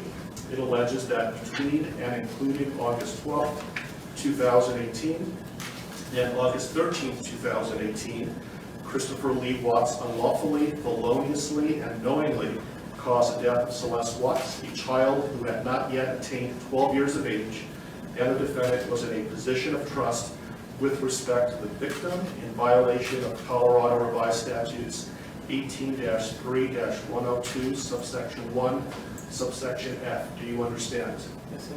With regard to these first 5 counts, the minimum sentence that the court could impose if convicted is life imprisonment in the Colorado Department of Corrections, and the maximum sentence is death. Do you understand? Yes, sir. Let me also point out that pursuant to Rule 32.1 of the Rules of Criminal Procedure, the prosecutor would have to file a written statement of intent to seek the death penalty no later than 63 days after arraignment. Do you understand? If a life imprisonment sentence was imposed, it would be without the possibility of parole. Do you understand that? Yes, sir. Count 6 alleges a Class 2 felony of unlawful termination of pregnancy in the first degree. Specifically, it alleges that on or about August 13, 2018, Christopher Lee Watts, with the intent to terminate unlawfully the pregnancy of a woman, namely Shanann Watts, feloniously and unlawfully terminated the pregnancy of the woman.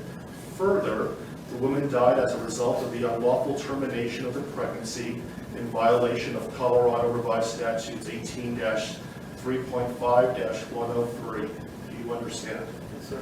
The possible penalties, if convicted for this crime, is a mandatory minimum 16 years in prison up to 48 years in prison, followed by an additional mandatory parole period of 5 years. Do you understand? Yes, sir. Count 7 alleges tampering with a deceased human body, a Class 3 felony. It alleges that on or about August 13, 2018, Christopher Lee Watts, believing that an official proceeding was pending, in progress, or about to be instituted, and acting without legal right or authority, unlawfully and feloniously, willfully destroyed, mutilated, concealed, removed, or altered a human body, part of a human body, or human remains with the intent to impair it or their appearance or availability in the official proceedings in violation of Colorado Revised Statutes 18-8-610.5. Do you understand? Yes, sir.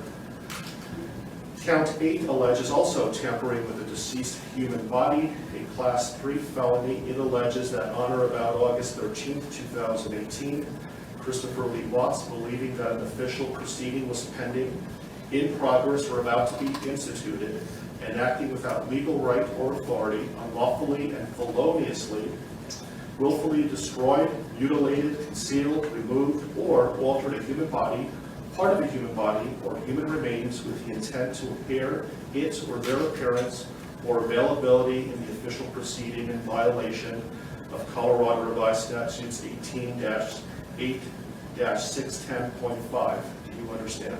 Yes, sir. And finally, count 9 alleges tampering with a deceased human body, a Class 3 felony. It alleges that on or about August 13, 2018, Christopher Lee Watts, believing that an official proceeding was pending, in progress, or about to be instituted, and acting without legal right or authority, unlawfully and feloniously, willfully destroyed, mutilated, concealed, removed, or altered a human body, part of a human body, or human remains with the intent to impair its or their appearance or availability in the official proceeding in violation of Colorado Revised Statutes 18-8-610.5. With regard to counts 7, 8, and 9, those Class 3 felonies carry a presumptive range of 4 to 12 years in the Colorado Department of Corrections. If there were sufficient mitigating circumstances, the minimum could be as low as 2 years. If there were sufficient aggravating circumstances, as many as 24 years. And any prison sentence would be followed by an additional mandatory parole period of 3 years. Do you understand? Yes, sir. Do you have any questions about what I've said so far? Yes, sir. And Mr. Merson, has your office filed a written intent to seek a proof evident presumptive rate hearing? Not yet, Judge, but we will be filing that. This case will be Mr. Walsh's and Ms. Harold's. They will be the attorneys listed on the, I believe, the most recent pleading from the defense. Okay, thank you. And I would point out, Mr. Watts, that the prosecution also indicated in the complaint and information that these were acts of domestic violence. Do you understand that? Yes, sir. Okay, thank you.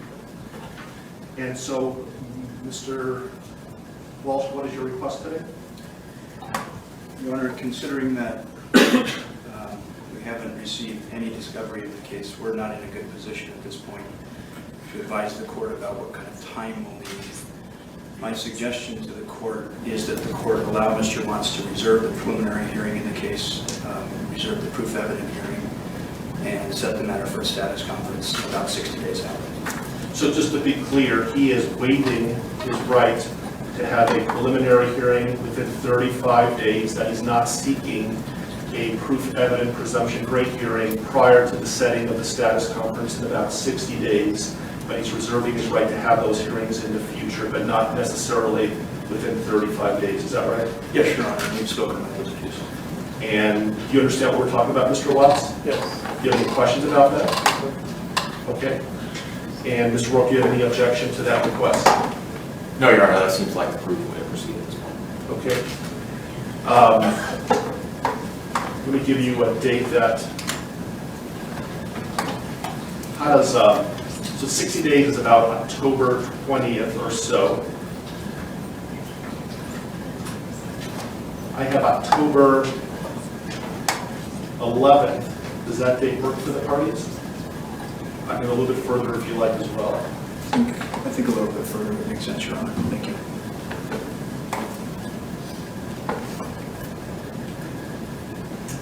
How about November 19th? While we're waiting for lawyers to let me make a record that the court's going to find that Mr. Watts is knowingly, intelligently, and voluntarily waiving his right to have a preliminary hearing within 35 days. And while he has not asked for a proof evident presumption great hearing yet, I'm told that he will, but he's not requesting that hearing prior to the status conference that we're setting today. Agreed? Yes. That date works fine with the defense, Your Honor. Thank you. Your Honor, I spoke to the Rusiks, and that is fine with the people as well as the victim's family. How is late morning on November 19th? Anytime, Your Honor. Late morning is fine. Very good. How about 10:30? That'll work with people. And I will be in Division 16. I apologize for the bouncing around of division, but my courtroom obviously is not big enough, and I will keep you updated on where the divisions are going to be, but the next court date will be in Division 16. Are there any other questions, comments, concerns, anything that we can address today before us recessing? I think there are a couple of things outstanding, Your Honor, and first I wanted to address one very ministerial point of clarification with respect to the standing decorum order that the court entered yesterday. By its terms, and when the court defines the applicable areas, that includes my office, specifically the boundaries of the district attorney's office. I just wanted to make a request for clarification that the terms of this order do not apply to the conduct that occurs within my office itself. Agreed. Thank you. Otherwise, I have provided a copy of this to the employees of my office, and we will be providing it to law enforcement after this hearing is fine. Thank you. I also intend on issuing a case management order later today, so be on the lookout for that. I don't know if the court has the desire at this point this morning to address a couple of the other outstanding motions that the Public Defender's Office has filed that we had entered or filed responses to. We have not addressed motions 2, 3, 5, and 7. And those are the defense motions 2, 3, 5, and 7. And for the record, our responses were C, D, E, and F. I don't have those motions in front of me, but I know that I issued a number of written orders yesterday. Did you receive those? I received written orders, but not as it relates to those 4, so perhaps they just haven't reached my desk yet. If they haven't yet, I will issue a written ruling. We'll be getting them shortly. I issued a number of orders yesterday. Your Honor, does that include, I did get the order on motion 5 and motion 7. Does that include motions 2 and 3 then that the court would? Remind me what 2 and 3 are again? Motion 2 is the motion to allow confidential defense experts to be present for any testing. And we did have a bit of additional argument on that if the court wanted to hear it. Motion 3 is a motion for a protective order. I prefer that you put it in writing, and then I'll issue a written order with regard to that. Is that something that's time sensitive? I think it could be, Your Honor. I can't speak for the district attorney, but it could be. I can tell the court, understanding what Mr. Walsh is referring to in motion number 2, it is not something that is going to occur in the next day or 2, so it's not time sensitive in that respect. So you'll be received, if you want to put something in writing, you're welcome to, and I will issue a written order in a timely manner. Does the court want to give us a deadline for that? Sure. When would you like to file a response? I can have it done in a day or 2. Okay. And so, do you have control, Mr. Warren, as to when the testing is going to occur? Absolutely. I can certainly make clear to our forensic agents that pending the litigation or the receipt of a court order on this, that we will not do any forensic testing. That'd be great. So did you want to have time to file a reply to the response? If necessary, if I could have 3 business days to file a response to whatever Mr. Walsh files in the next couple of days, I would appreciate that. Okay, so Mr. Walsh, do you have something filed by close of business tomorrow? Yes, sir. Okay, so close of business on Monday, Mr. Warren? Yes, sir. Then I'll have something to the parties by midweek next week. Thank you. Any other issues that we can resolve today? Not for the people, Your Honor. No, Your Honor. Okay. Okay, we are in recess. Thank you for your time.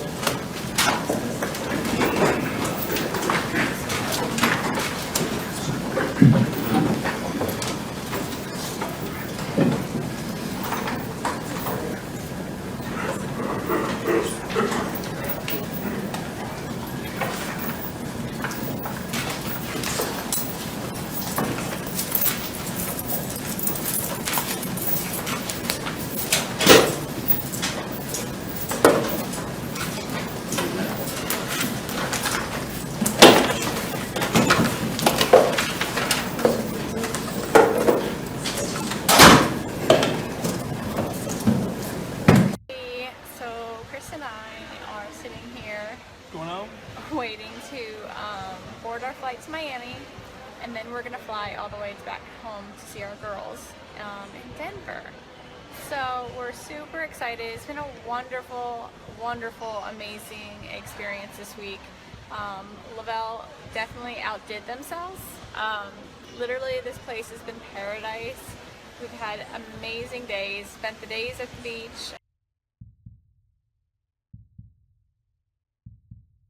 at the pool, on Sanoa Island. We went to the spa. Where else did we do? All the different lounges at night, all the different food. Hi, Sharon. The amazing, amazing food. I mean, seriously, I think I gained 10 pounds while I was here. 15. Hey, Kevin. But it's been super amazing. We took it all in. We had a blast. We had a wonderful cocktail party on Friday night with Lavelle. Super inspiring. I can't say how great this trip has been. This trip is definitely by far one of my favorite trips ever. And I got to spend it with my husband. That's the best part. We earned this trip. All inclusive. I mean, you can't beat that, you guys. Everything's paid for. Your drinks, your food, everything by Lavelle. So it's been super amazing. We probably had, 15 hours of sleep the whole week. It's been fun. We got to mingle with our families and all our friends that we've created through Lavelle. It's been awesome to also see people that have been following me and were able to pull me out of a crowd and say, hey, are you Shanann? And that's been so awesome. Like, so awesome that I've been able to inspire people like that. So we are grateful, extremely humbled, and blessed. All right, ready? Yeah. Hit it down there. Hit it, Bella. Hard. Hit it hard. Bend down and hit it. Come on. Oh! Nice. Oh, she wasn't hit it, Chris. Hit it hard. Oh, she did that, Chris. Nice.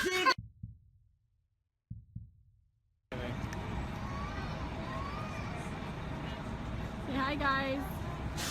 What up? This is Cece downtown Denver, like cruising on Chris's shoulder. She's definitely working him. Hi, Cece.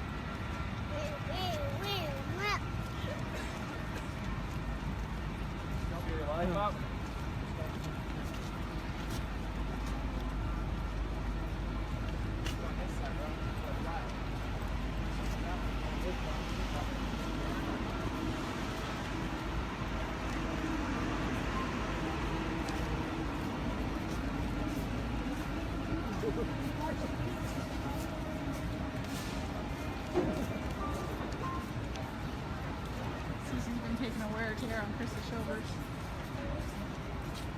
Cece. Where you going, Cece? Where you going, Belle? Come on, Bella. Yeah. Celeste. Bella. Come on, B. Bella's falling asleep too. Doesn't want to walk. She's doing the crab walk. Crab walk. I'm sorry. Oh, torture your children. Make them walk downtown Denver. Poor kids. Poor daddy's shoulders. Cece.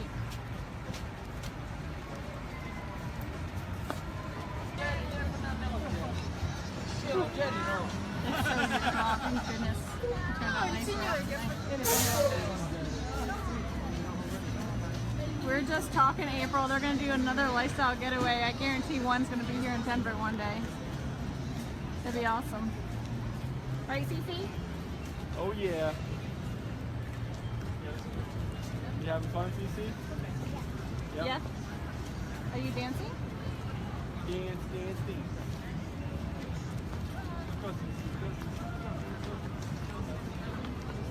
Hey, you're asking for it, dude.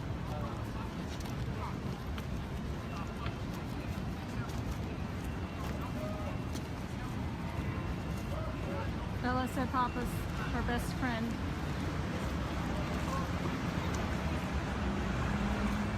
Bring on, come on. Cece's breaking Daddy's shoulders. Cece.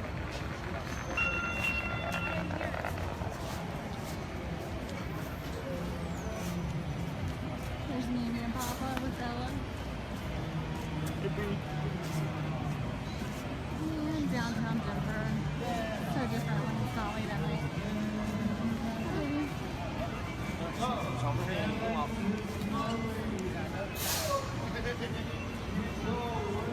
Alright guys, we're gonna head out. So I'm gonna get 8 ounces of water real quick. Hold on. Do you want to get a cup? Got Dieter here. He's not leaving us alone. What's up, babe? Say hi. Look, there's Dieter. It's really cool packaging they got too. I like it. I like 4 or 5 pieces of ice cubes, like 3 or 4 pieces of ice cubes in mine. Can't smell it. But look. I'm so excited for you, Shannon.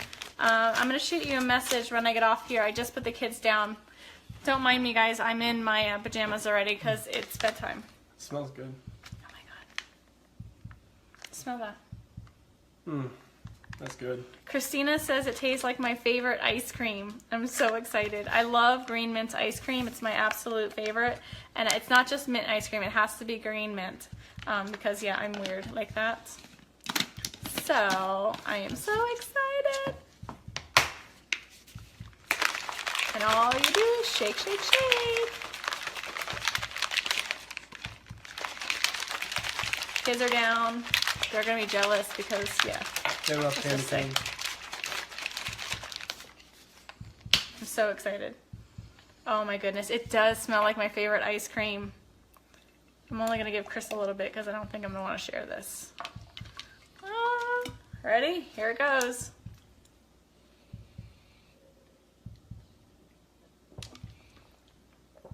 Oh yeah.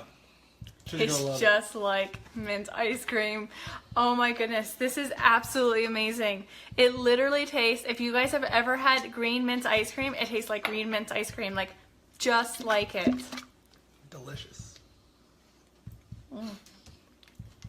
That is really, really good. I don't know why he's crying. He wants to sit on the car. Charlie, it tastes like green mint ice cream. Have you gotten yours yet? Oh my god, it's so good. It's like 7 o'clock at night here. I love this. This is going to be like my dessert at night. Hey, Lisa. I'm not ignoring you guys. If I didn't see your message, I'm sorry.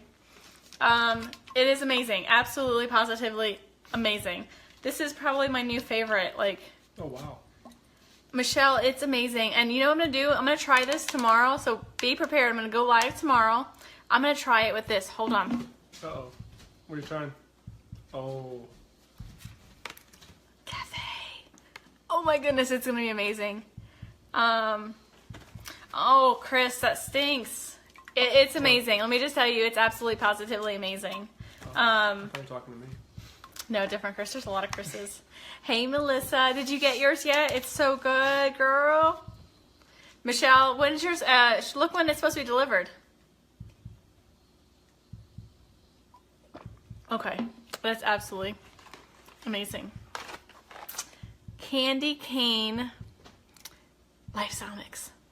Candy cane lifestyle mix, and it's healthy, like seriously healthy. Oh my goodness, it doesn't get better than this. They never ever disappoint. Never ever. I'm so excited. Okay guys, so that is our candy cane lifestyle mix.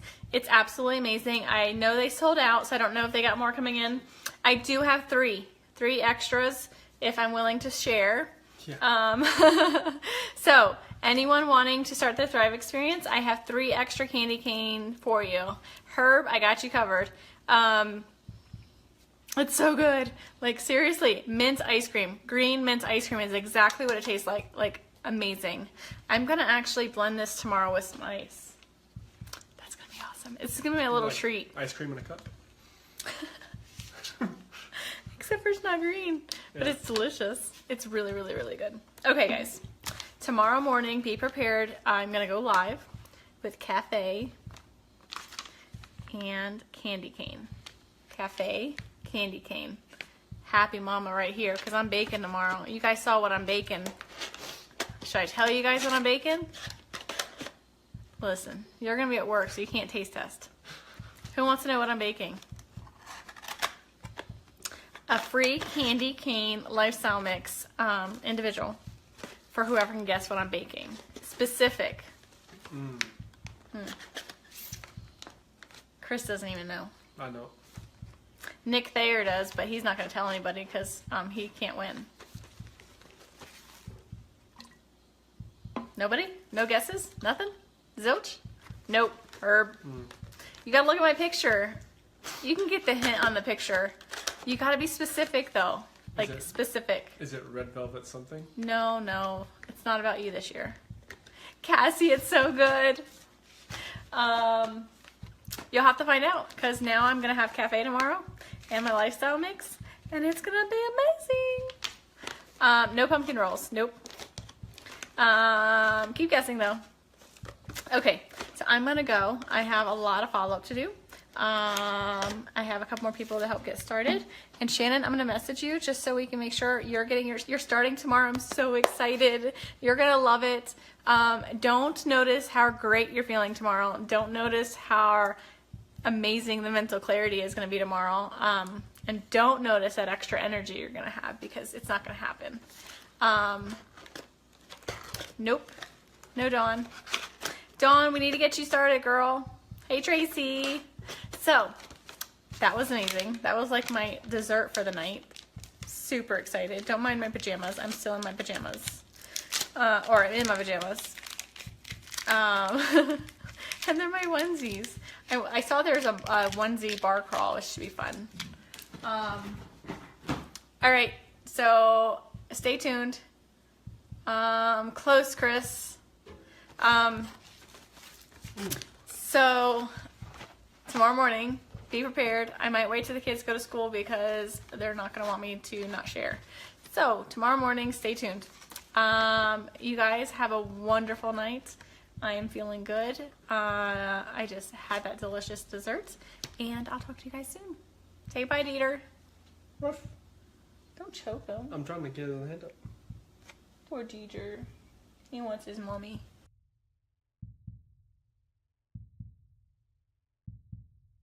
I think that's about it.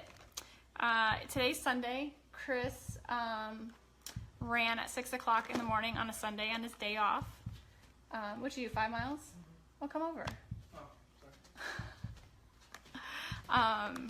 So, you know, it's amazing what you can do with Thrive and how it gives you the energy and mental clarity.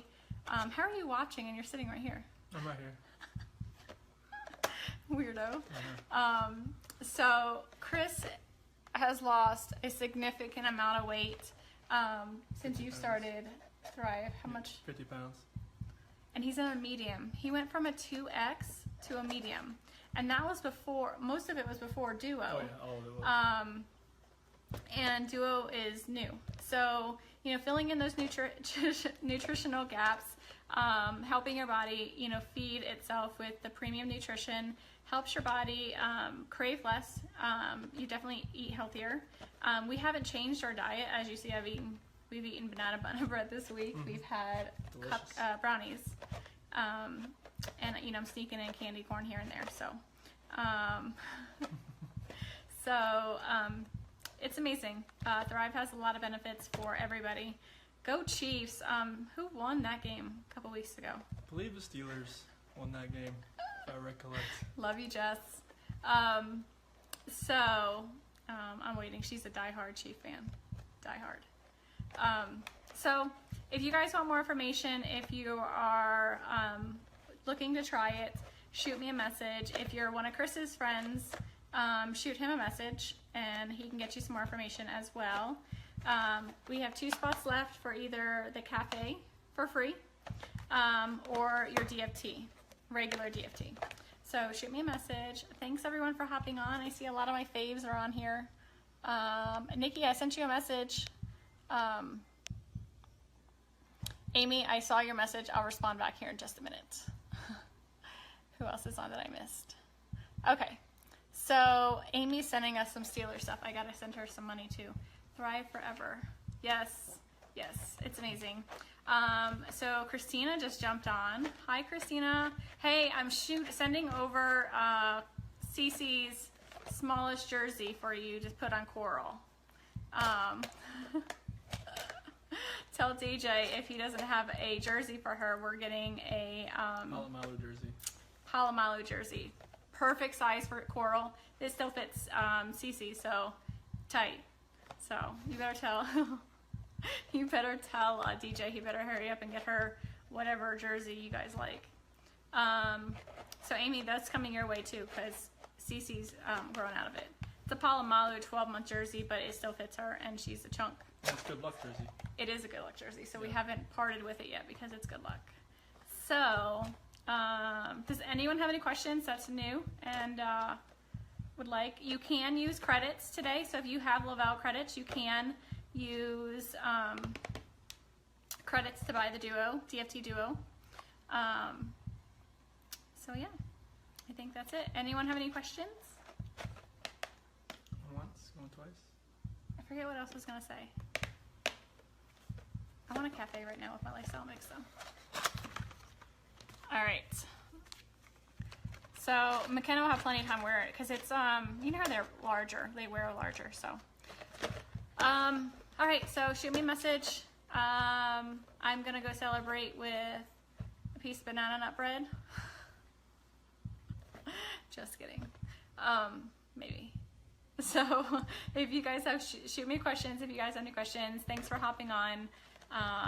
Go Steelers. And talk to you guys soon. Hey, Christina, call us tonight about 6:30 our time. No, Eastern. 6:30 our time? Yeah, 6:30. We'll start the chant. Oh, girl, she's teeny tiny. It'll perfectly fit her. If Cece's wearing this now and she's in 3T, she'll totally be able to wear it for a while. It's just worn. It's definitely worn. Bella's worn it. Cece's worn it. It's our favorite jersey. So, anyone? Oh, that's what I want to say. Anyone is interested in earning over $1,300 in legit cash and bonuses, shoot me a message. Company offers a huge incentive. Perfect time for Christmas. So if you're ready to start, it's free. You can promote the company for free. You can be a customer for free. So shoot me a message. I'd love to help you. I'd love to give you at least the information so you can kind of decide what you want to do. You can thrive for free. We've been thriving for free for 20 months. So super, super awesome. So talk to you guys later. Hey, Jess. I saw you hop on. I think that's it. If I forget, I'll come back. We'll come back with Cece and Bella later, and we'll do the Here We Go Steelers chants because they love it. And Amy, we'll have to get you in FaceTime in, and we can do it together. All right, guys. Have a wonderful day. Hey, beautiful. And I'll talk to you guys soon. Bye. In fact, that's another thing I'm missing. I'm so tired. Monday night, I called him back in the middle of the night because I could not sleep. I could not sleep at all. And I remember when I called him, he sounded like he was sleeping. And I was like, how the hell can you sleep right now? I think that's exactly what I said to him. And he was just like, I'm just kind of dozing off and on the couch. And I just remember thinking, like, I haven't shut my eyes yet. And this is not even my family. And so that happened on Monday night. So then I was going somewhere with that had to do with Tuesday. I forgot what it was. I'm so sorry. Take a breath and relax. We're almost to Wednesday, and then we're out of here. Yeah. So then, So then once he lied to me, I just really trying to like push him away, and he was like, just don't forget like the person that you knew me to be when you were with me, or something like that, and like. Was that strange? It just kind of sounded almost like a farewell, and like I didn't think it was too weird because I was like, I think he realizes that I'm really upset that he lied to me, and I think he's aware of the fact that I'm probably about to walk away from him. So I think that was like his way of like saying goodbye. So it didn't really seem strange in the context of what was going on between like the him and I part of stuff. And then, and I kept asking him too, like, what did you do, Chris? What did you do? And he was like, I didn't do anything. And I'm like, where's your family? And like, I asked him that. I don't know if I started doing that on Tuesday or if I started doing that on Monday, but I think it was Tuesday, because I don't really think I was that alarmed on Monday. And then, so that was supposed to be like our final sign-off text. And then Jim got there at my house, and I was hanging out with Jim. But I was still, like, in my head, just kind of, like, stressed out. And I remember I, like, walked out of the room, went in my bedroom, and texted Chris one more time. And I told him, I was like, if you did something bad, I was like, you're going to ruin your life. And I was like, and if you did something bad, I was like, you're going to ruin my life. And I was like, and I promise you that. And he responded back to me, and he's like, I didn't hurt my family, Nikki. And that was like the last text. That was the last time we ever talked. And I never said another word to him after that. That was Tuesday. That was Tuesday. And then he left me alone. He gave me the space that I asked him. He respected it. And he didn't, like, mess with me at all. Was that a phone call where you said? No, that's all Tuesday. Text Tuesday. Text Tuesday. Just call it All text Tuesday. text. Everything Okay. was text. I did not talk to that man on the phone at all that day. I mean, I don't think so. I'm pretty sure it was all text. And then... So at that time in your mind, if you said that, what are you thinking? What were you thinking, that he maybe did something to his family? Yeah, I started getting really scared. What caused that thought? The fact that he lied to me. Okay. And that she still wasn't home, and it was day 2. Like, I figure if you're upset for a day, you leave for a day, but you come back. And she wasn't back. And it was, like, midday. And not only that, but, like, she doesn't have her phone. She doesn't have her car. She doesn't have the kids' EpiPen. She doesn't have any of that. So what I'm thinking in my head is, like, for a night, if you're really upset, somebody comes one of your friends picks you up, like, okay. But I can't explain that for 2 days. Like, that just doesn't, like, logically process in my mind as something that any woman I know would do. The one-night thing, I know women that would do that. But the 2-night thing, no. And so I'm like, she's still not back. And he just lied to me. And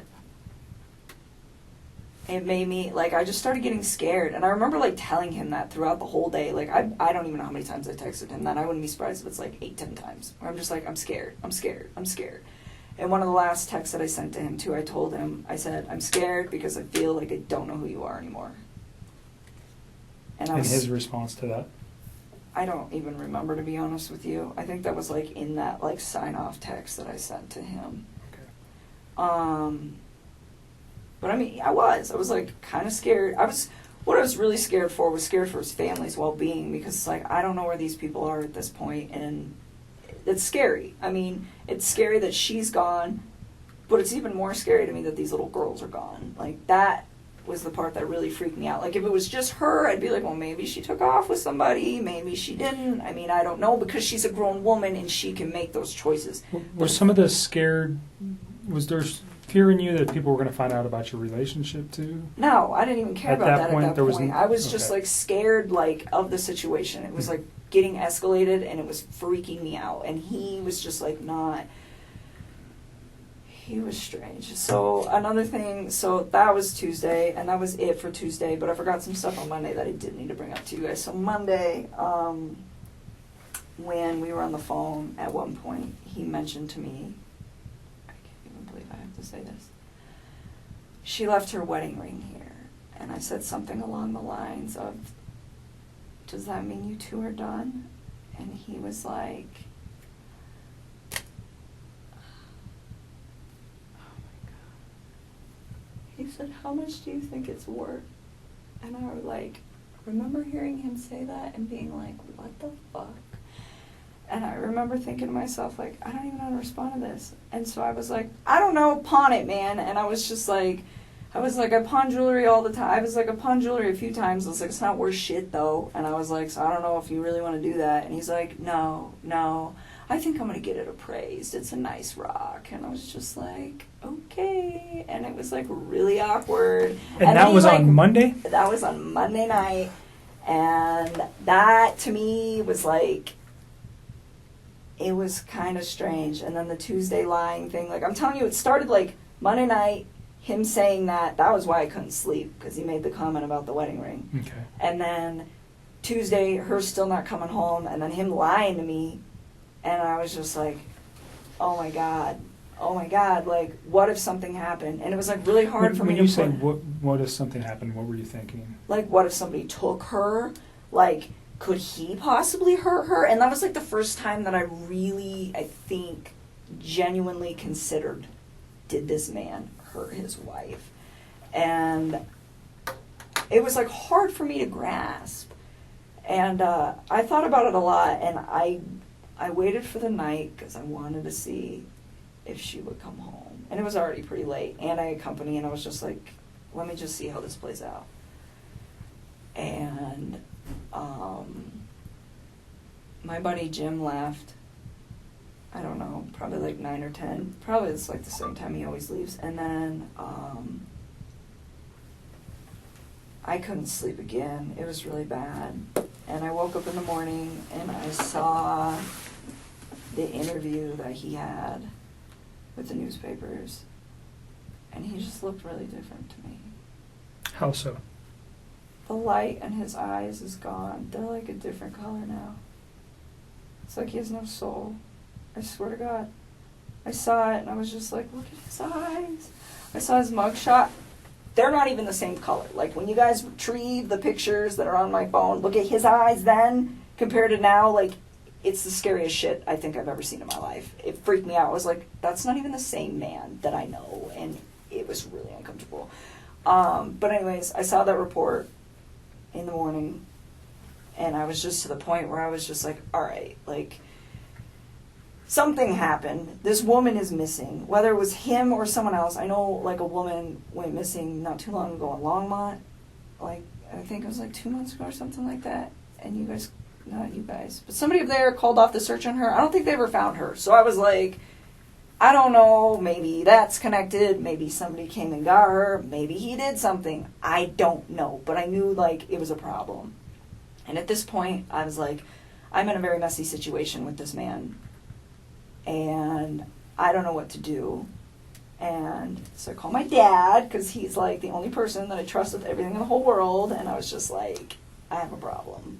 And I told him everything. And then I was like, we just discussed it. And it was like, we need to go to cops.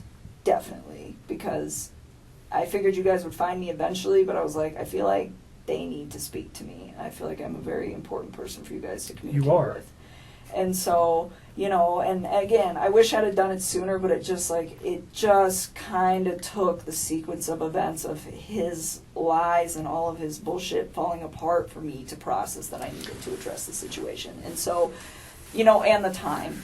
And so that to me, and another thing he lied to me on, I caught him on Monday night, he was like, oh, it was right after the wedding ring thing. He was talking about, it might have been before, one of the two, but he was like talking about how he like reflected on North Carolina, and he was talking about how he wanted the separation and all this stuff, and I'm like, wait a minute. I thought you were the one trying to make peace with her, and she's the one who didn't want it. He's like, no, I wanted it. And I was just like, okay. And another thing on Monday night, his breathing was like, it was like his voice would crack sometimes. But I didn't like condemn him for anything like that, because I was like, well, yeah, he's probably stressed the hell out. His family's gone. You know what I'm saying? Sure. So, I don't know. So that happened. And then, He never made any admissions to you about anything that he had done? No. He never said anything about doing, or at any time, not just in these days, but during your relationship, did he ever say anything about hurting his wife, his children? Never. And then on these conversations from Monday to Tuesday, did he ever say that, somebody did something to them, or did he ever give an excuse to you how this could have happened? no, I mean, Other he than was, they just were going to a friend's house. Yeah, or he was like, yeah, I think she's like with one of her friends, she doesn't want to talk to me kind of thing. But So- other than that, no. I mean, like, he told me, like, yeah, she said she was with another man, but I think it was out of spite. Like, he never really, like, held that she was with another dude. Like, he never was like, yeah, she's with some guy. Like, she said it, but I don't think she meant it. Mhm. It's kind of what he was, like, directing towards me. But no, I think that's why I gave him the benefit of the doubt so long. Like, he's always been such a civil, gentle man to me. And he's always been pretty calm and, like, level-headed when he talks about the differences between him and his wife. And, I mean, that's a sensitive subject. And he never, ever seemed like he was, like, aggressive about it. I mean, he was always just, like, chill. And he never talked ill of his children. He was always so bubbly about them. Like, those were his babies. So when all of this happened, I was just like, what the fuck? And So that brings me to a question real quick. I mean, I don't think anybody over the last 6 or 8 weeks knows this dude better than you. I really don't. You guys probably spent more time together than anybody. Conversation, whatever, relationship. What do you think? What's the catalyst for this event? Do you have any? Have you had? And I know it's a hard question, but I want to get it out now. We're here. If there's a thought that you have that might lead us to understand a little bit why he might have done something like this. Like I said, I met Chris on Wednesday, so I don't know Chris, not like you do. I've thought about this, and sometimes I think to myself, if I wasn't in that man's life, would his family still be alive? And I've thought about this a lot, and I think I could give myself different responses. But in all honesty, I think they might be alive, but not permanently. I do not think that this man just snapped. I don't think that he just met some fucking amazing woman and he was just gonna try to fucking murder his family and then think that I was okay with, like, building a relationship with somebody who did something like that. Like, at what fucking point, And not only that, like, I always try to say, like, when we get to a point where we've been together long enough, I would love to meet your children. Like, I never discluded them from anything. I remember coming back from Colorado Springs, and I was like, oh my God, they got the Cheyenne Zoo down here. You got to take your kids, and like you can feed the giraffes, and they would love it. And like, I always try to like show him cool things. Like, hey man, would your kids like this? Because my nephew would like this. Like, check this out. Like I sent him a screenshot of some rainbow unicorn Lucky Charms the other day. I was like, do your daughters know about these? Because I bet these are epic. Like little things like that, where it's like genuinely, like I care. I do, like, despite how messy this is and how I'm sure I'm going to be portrayed in the media and everything, like, I care about, like, his well-being with his children and all of that. And so, for me, like, when I think of what was he going through his head, I find it really hard to believe that I am the catalyst for all of this. I will be willing to say that I think me being in his life accelerated what was inevitably about to happen. But I don't think people just snap. Love does not murder. Hate and resentment murder. That's the way I look at that. I do not know what is the truth anymore and what's not, and I don't have all of the details. But this is just my opinion, but I'm pretty convinced that woman and him did not get along very well, And the reason they stuck together was, hey, we're going to do kids. And I think they also stuck together because they were in a very bad financial bind. And I think that she continuously disregarded it. And I think he messed up because he was too passive to say anything to her about it and really address it. And it just got to the point where it's just like you file bankruptcy and then what do? Just wait till you file the next one? I don't know. I don't know what their finances look like now, but from the way it made it sound, it's probably a pretty stark situation. And I don't know if hundreds of thousands of dollars in debt over and over and over again are enough to lead a man to like want to take somebody out, but I don't know. I've heard of people committing suicide over that shit before, and I would never justify what he did. I think it's fucking disgusting. It's, he's such a fucking pig. But I try to like be like, why? I try to come up with a why, and I really think that he was struggling with her really bad, and not only that, he's got a third child on the way, and I know he was probably just like, I can't fucking afford a third kid. Wants it, but can't afford it, you know? And he always told me he like wanted a little boy. You know, he wanted a third child. Mm-hmm.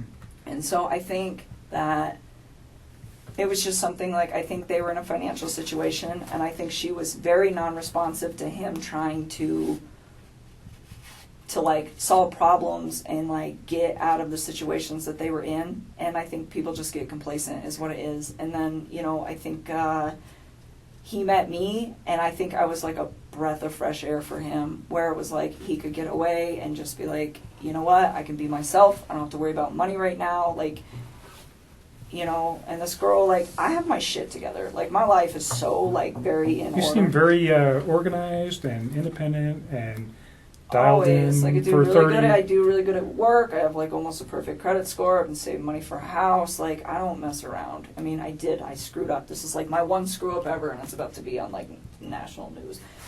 But, just very dialed in, and I think it was, like, a breath of fresh air for him to, like, be around something like that, because I don't think that he knew that that was, like, a real thing. And he had told me that, like, numerous times. Like, I didn't know, like, women like you, like, existed. It's just like, all right, like, I don't, and when he meant it, it was just like the way you run your life. And so, because he got married really young, you know, and so to answer your question, I think inevitably it was going to happen. I think it just got propelled faster. I mean, I don't understand what he would have achieved with, if he wanted to be with me that bad, what he would have achieved with me by doing what he did.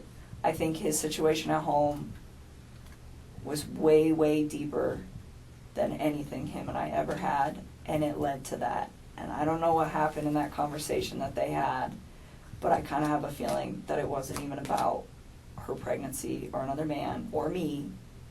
I have a feeling it was about money. So drilling down, you think money I for think him it's- is the biggest downfall. You guys, I mean, beyond their relationship, really, I don't know that you know too much about the relationship or the particular issues other than monetary issues, financial issues. That sounds like what you guys talked about when you talked about their relationship.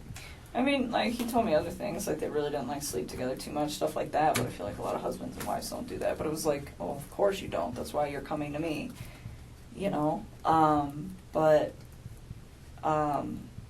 No, I think I just, like, me being in his life just pushed that forward. I honestly think that there's probably a good possibility that this would have just happened, like, further down the road. Where So did you see that before yesterday or Tuesday, or was that just kind of something that you have reflected on and you thought about this now going, man, now that I see that in this guy, or just because of the lifestyle he was living, and if he didn't get removed from it, this was going to happen sooner rather than later, like you said? You know, if I was to reflect on anything over, like, the past few weeks, besides, like, the stuff in the last few days where you're like, hey, is there, like, any red flags? I would say, like, no. But one thing I did notice one time is we were sitting on my couch, and I was telling him, like, my house, I have a really beautiful house. Like, it's set up, like, really nice. But everything I have is, like, from Craigslist or Goodwill. Like, I have pieced it together, and it's all, or, like, marked down stuff, and I have pieced it together in a way, like, it's pretty, huh? It's a pretty house, but you would never guess that, like, everything I got is, like, super discount. And one day we were sitting on my couch, and we were just like bullshitting about some stuff, and I was telling him like, oh yeah, you know, like I got this marked down on American Furniture because like the corner was dented, and like I got this one off a guy on Craigslist, and I put it all, and I was like telling him, I was like, I put it all together, and I was like, to me, it was like, material things don't make a home. I was like, it's the energy and the love that you bring to the home. I was like, it's not about what it looks like. I was like, it's about what you like bring to it, like mentally. And he like collapsed in my lap and gave me like the biggest, most genuine hug I think that man has ever given me. And he just laid there and he was just like, you were so different. And I didn't even say anything. I just like put my fingers in his hair and just let him chill there. And I assumed that it had to do with the finances. But it didn't like stress me out. It was just like this relief sigh where he just like dropped into my arms. And I didn't like really think too much of that event, except for that I was like, this was like it was like a really genuine hug, like collapsed into my lap, like just so relieved. And I didn't really think much of it until like I started reading about like their bankruptcy and all this other shit, and I was like, oh. So I think it might have been bigger than he let on, because he never told me about his bankruptcy. Sure. You know, he just told me about his current financials, and he didn't even get that in depth, but I'm assuming they're trashed. And so, yeah, I think her spending all that money and not listening to him, and him not standing up for himself in a calm and, you know... Just elevate. Yeah. Last hard just question kinda, regarding this. And, go ahead. And then I have just two cursory questions regarding something else, and then I think maybe Tim has a few questions for you. But I think what you say about the finances directs directly at his wife. Do you think that goes to the children as well? Because she took, did she treat them like that, like they were gold and they got everything as well that you know of? Or do you think there's a separate issue for why he may have done what he did to his children other than financial? That part I don't have an answer for. I can't fucking explain that. I don't even think there is an answer. I don't even think there's any sort of like computing up here that could possibly give a rational explanation for why that would have happened. I mean, the only thing that I've honestly thought of when I play the scenario over in my head is that maybe they woke up and saw him doing in their mom, and he was like, fuck. Now I got to do this too. I don't know. I'm like, why? Because they were like his, like little lifeline. You know, he that was everything to him. You know, and I get like those two have problems. But he had a great relationship. But from what you're accounting is with his kids, he loved his children. Yeah, like that part. It's oh my god, that's the worst part of this whole mess. The worst part of this whole mess. We won't dwell. We don't have to dwell on it. Let me ask you. But, so no, I don't have an explanation. That's the only thing I can possibly plausibly think of is maybe they saw it. But other than that, I don't know. What the fuck? Okay. Who's Charlotte? Are you asking me who's Charlotte? Mm-hmm. Like one of my friends? Mm-hmm. She's like a really good friend of mine. Why? Did you have some conversations with her regarding another boyfriend? No. That you might have met on eHarmony? Or did she meet somebody on eHarmony? No, she's engaged. Okay. She's engaged. So there's some text messages that we got off your phone, obviously. Mm-hmm. And the only reason I'm asking this is because if he found out maybe you had another boyfriend, you understand my line of questioning, that looked like maybe you had another boyfriend. And I don't know if that's this Jim guy, that maybe you guys were, no, I'm not saying that he's your boyfriend, that when we were interpreting the text messages, that it seemed like he might, you know, this man came to my house, he has a key to my house, that you're saying right now. When I look at that from my perspective, Jim may be another boyfriend for you. Oh, no. Charlotte is like my oldest friend. So did you have a conversation with Charlotte about Jim?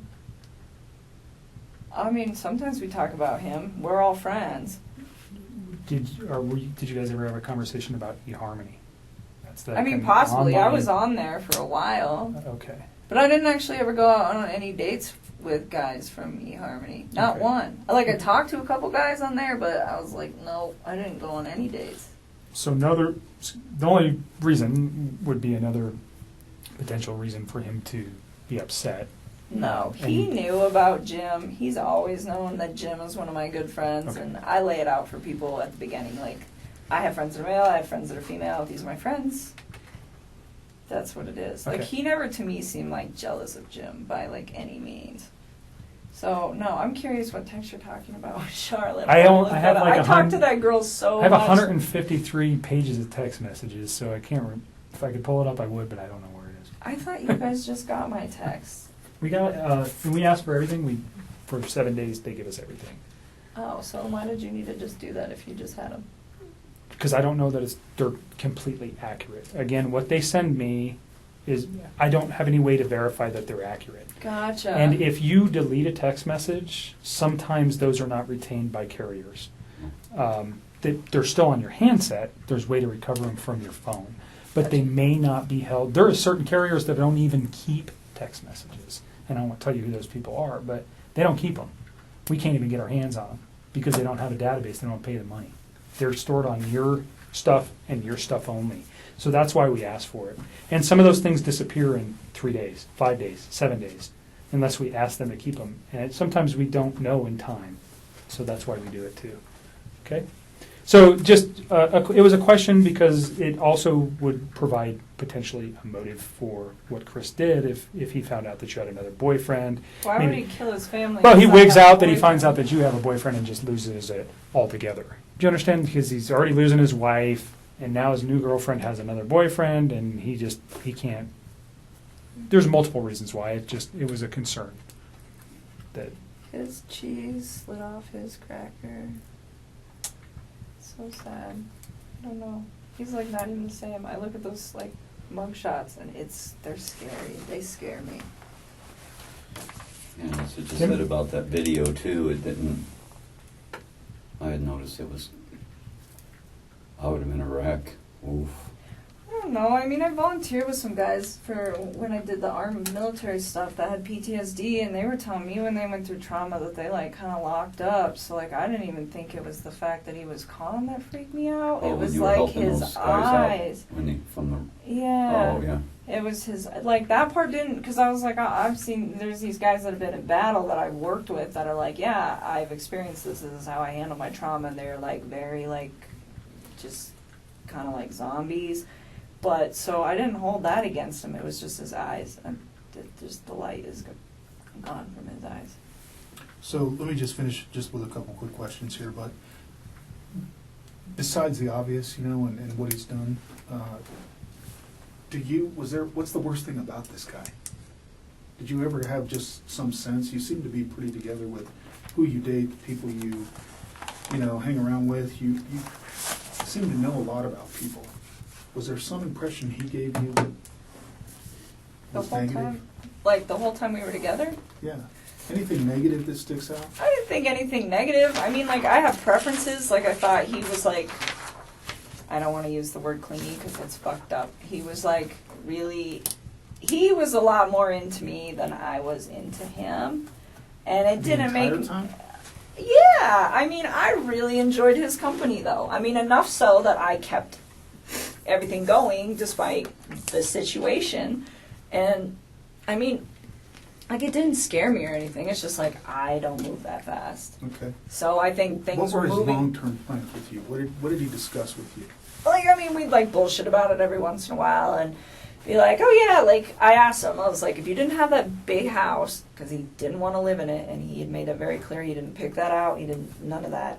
I was like, well, if you could have a house that you wanted, what would your house look like?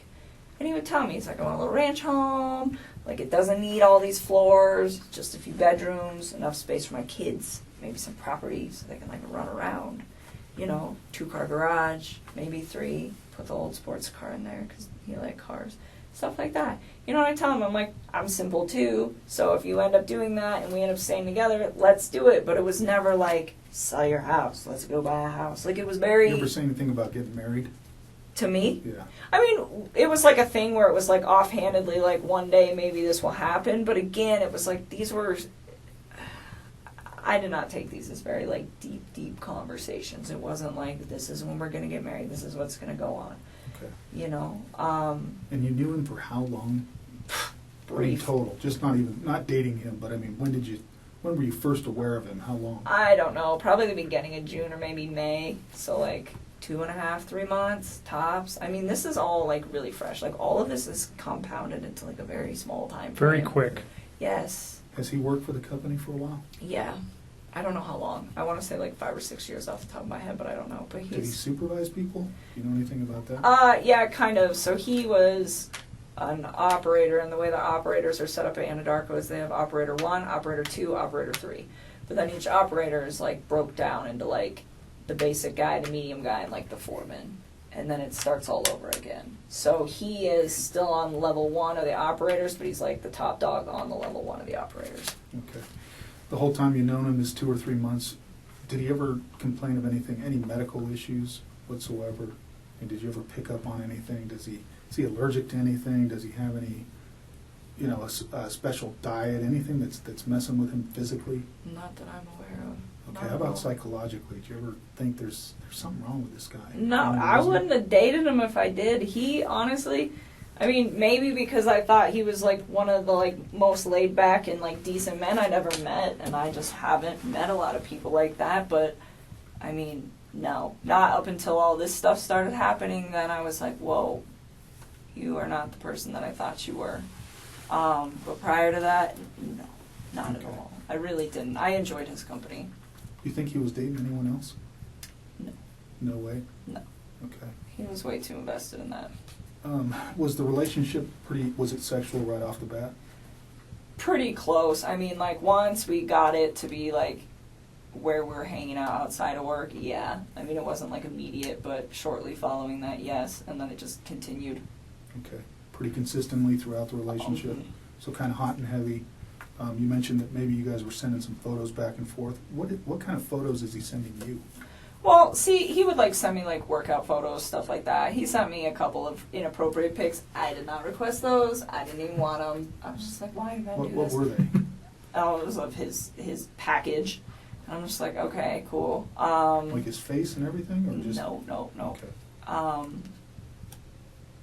No, that's it. But I think he only did that, like, one time. It's just like, I don't even really want this.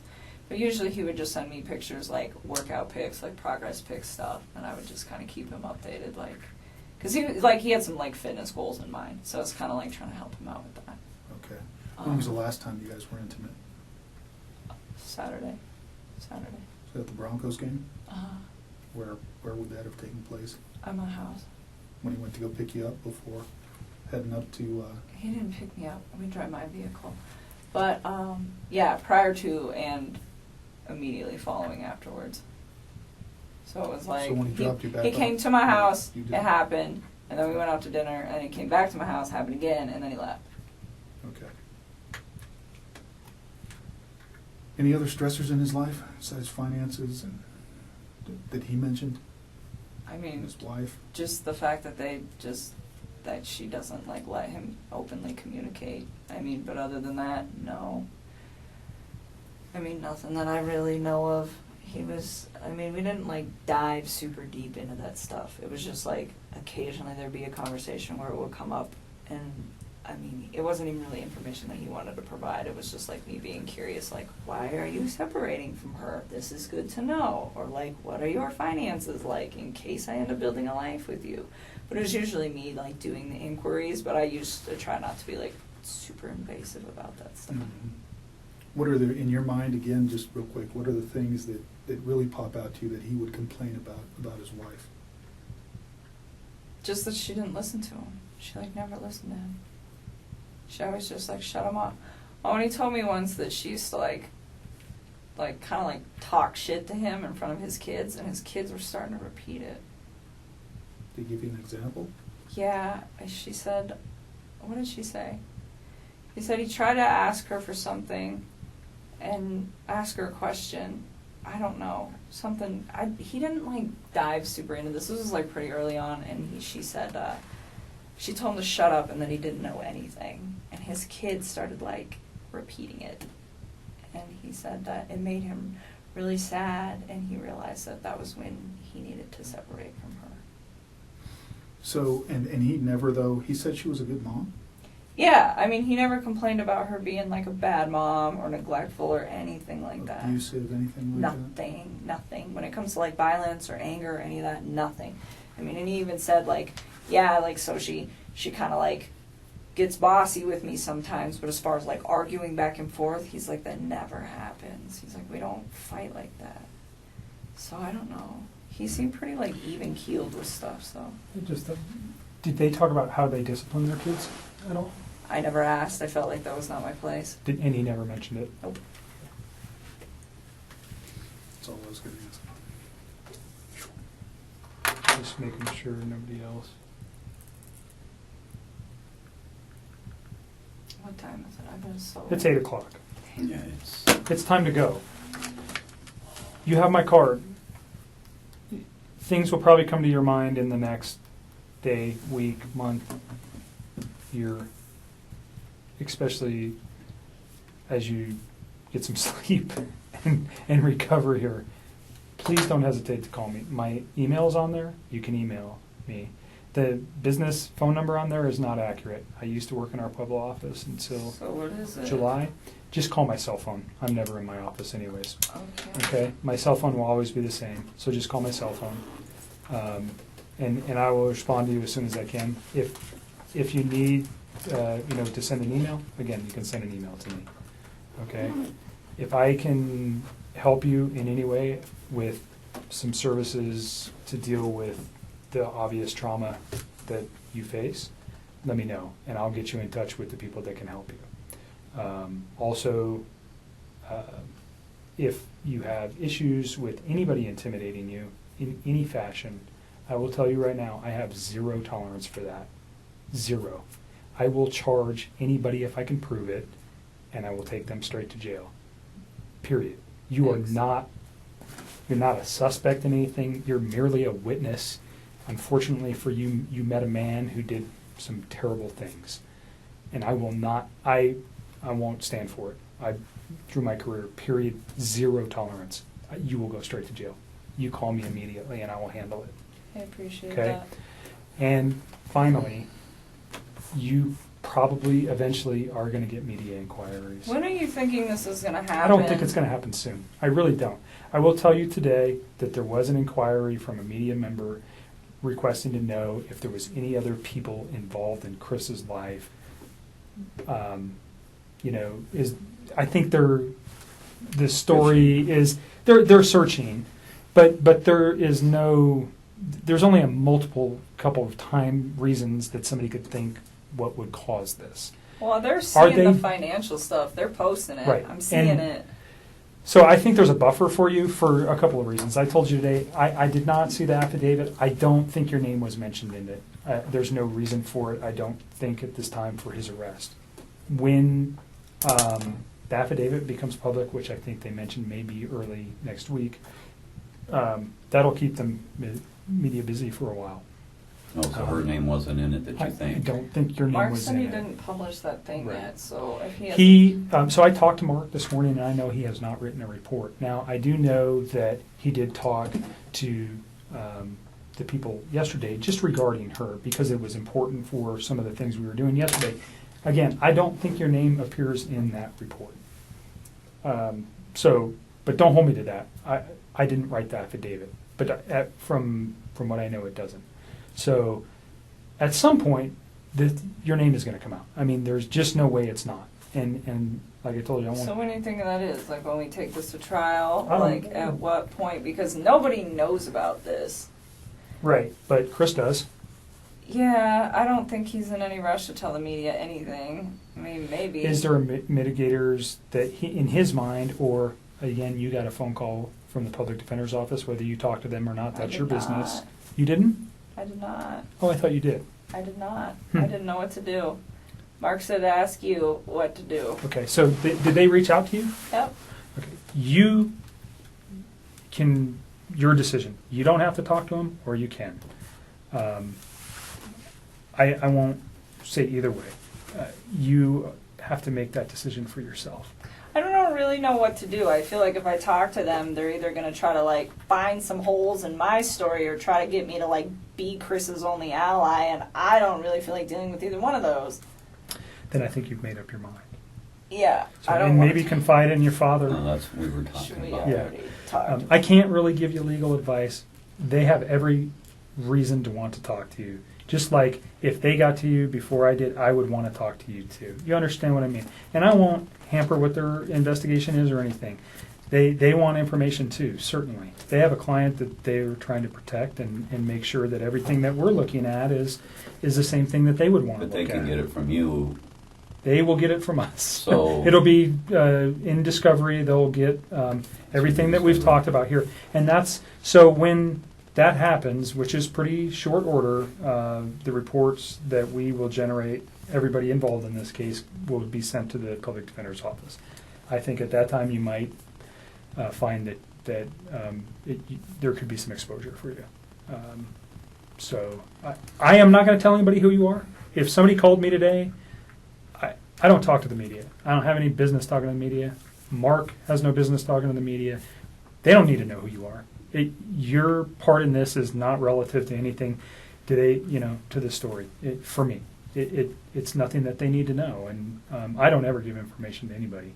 They're going to dwell on it, though. They're going to try to use that as his why. I don't think it's his why. I really don't. That's why I asked you that question.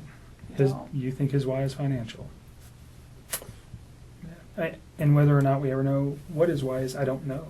Did he tell you guys what his why was? I can't discuss it with you. So, just a quick open question. The way the legal system runs, is it,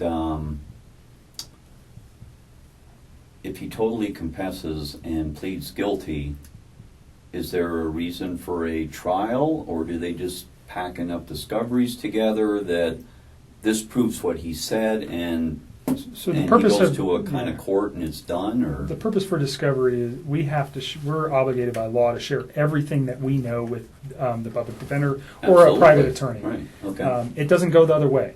They don't have to share anything with us. So we are obligated to give them everything we have, no matter what happens. I can tell you right now, probably sometime early this week will be he's going to enter a plea. Either I'm guilty or not guilty. That will probably be sometime Monday, Tuesday, Wednesday of this coming week, I would imagine, from what I heard today. Now, it might be a little more delayed, and then that starts the legal process. So But if he pleads if guilty, he pleads though- guilty, could that happen today? Sure, certainly. I mean, he could go to his attorneys. You've seen it happen before. If he pleads guilty, is that information still available? Absolutely, because there's still got to be legal process regarding is he competent to stand can he make that plea? Are the attorneys going to allow him to do so? All the stuff. You know what I'm talking about. Yeah, So okay. all that information still goes to them, and then that would play into potentially what is the sentence, what could be the penalty. All those things have to be looked at by attorneys. So there is not them ever getting her name. It is going to be there at some point. And I don't know, I understand your fear, and that's why I told you that if anybody, I don't care if somebody calls you and says, anything minor, you call me and let me know, please. I will not stand for that. Well, Okay? So it would be the news people would only be the ones that, and of course they already know what to. God, work is going to be such a mess, too. That's going to be, like, a whole nother level. Like, everybody at my work, I heard, was so, like, just damaged and broken today. And then it's like, let's just add Nikki into this whole mix. It's not going to be good for all of them, like, mentally either. It's just going to be a mess. Maybe your employer could transfer you to another business. I think that's a fair statement. I will tell you right now that Anadarko has been very, very helpful with us and is very concerned about their employees in this event. And I'm tired too, but your employer definitely has an indication of your relationship with Chris, I would think. They're not my employer. Oh, that's right. You work for a different company. Yeah, but you're saying I think- Anadarko has a knowledge of that. Well, Who are we talking about, Tasman or Anadarko? I don't even know what Tasman is. Tasman is the people that cut my check, and I'm contracted out to APC. So I think people have suspicion that there was a relationship with Chris. Not saying you, but they may know that. I think there was some suspicion that he was having a relationship with somebody else. Not your name specifically, But if you went to your bosses and said, I have an issue that I don't, like your dad's saying, I think that you might find that they'll just get you out of there. See, that's what, and that's what we were talking about today, because they probably have a policy for psychological help. They probably have a policy for inquisitive, people bugging other employees. That's a big company with a lot of HR, and there's... Do you have an employee assistance program? I don't. Oh yeah, that they were there all day today. But it's like I got so many calls today from Those are people I work questions with. that you can ask them anonymously, and that information is See, retained. that's what I was saying, because if... So what am I supposed to do? Well- Tell my boss? Well, but your boss isn't going to want rumor mongers. They're not going to want people stressing you out. They're not going to they don't want erratic workflow. They don't want any of that. So they'll probably do a broadcast letter of anybody that was friends, They already acquaintances did. They already of it, dealt with all the shit or that's done anything else. today. Please respect that employee's feelings. And right there, oh, and by the way, if any of you have problems, blah, blah, blah, blah, you can call Mickey Mouse at, and that's probably, See, they but- probably have a policy with that. Here's the And I'm problem, hoping that though. they do. I don't work for them. But they can still But if I'm like protect you under transfer that. me, like they're gonna be like, you're not even our employee. Like I'm pretty sure I'm about to lose my job over this. No, you're not. Why would you lose your job? I don't know, because I feel like people are gonna just complain about being uncomfortable with working with me. Like I am not gonna have any respect from anybody there. I think I will have like 2 people that still. You really didn't do anything wrong. I had an affair with a married man who lied to me and made me believe that he really wasn't like as married as I think he was. But the media is not going to be so kind to let everybody know that. I think people are going to think I'm like the reason that he went off the deep end. That's probably a fair statement. I would probably agree with you to some effect. But if these people you know them at work, then And the company will protect the company you at will some point. buffer that as much as they can, because if not, it'd be chaos amongst employees, and they can't have that. I'm just so It's sad. just Like not this good is in like their best the interest. job of all jobs I've ever had in my life, and I Really? fucked it up. Well, so you've been out in the field. You've been home 3 months of the year, on an average, in staggered amount, out in the middle of nowhere, on oil rigs.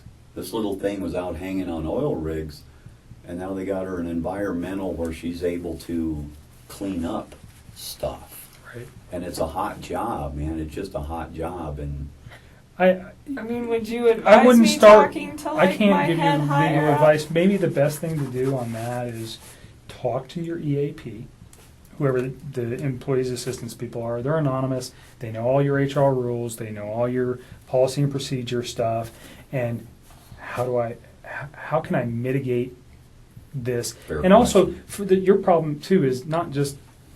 Is this going to become an environment where you can't work? So you have to call those people and say, I don't want this to happen, so how do we take care of it? I want to continue to work for you guys. I love my job, whatever. Just be proactive. I don't know, your boss is on site.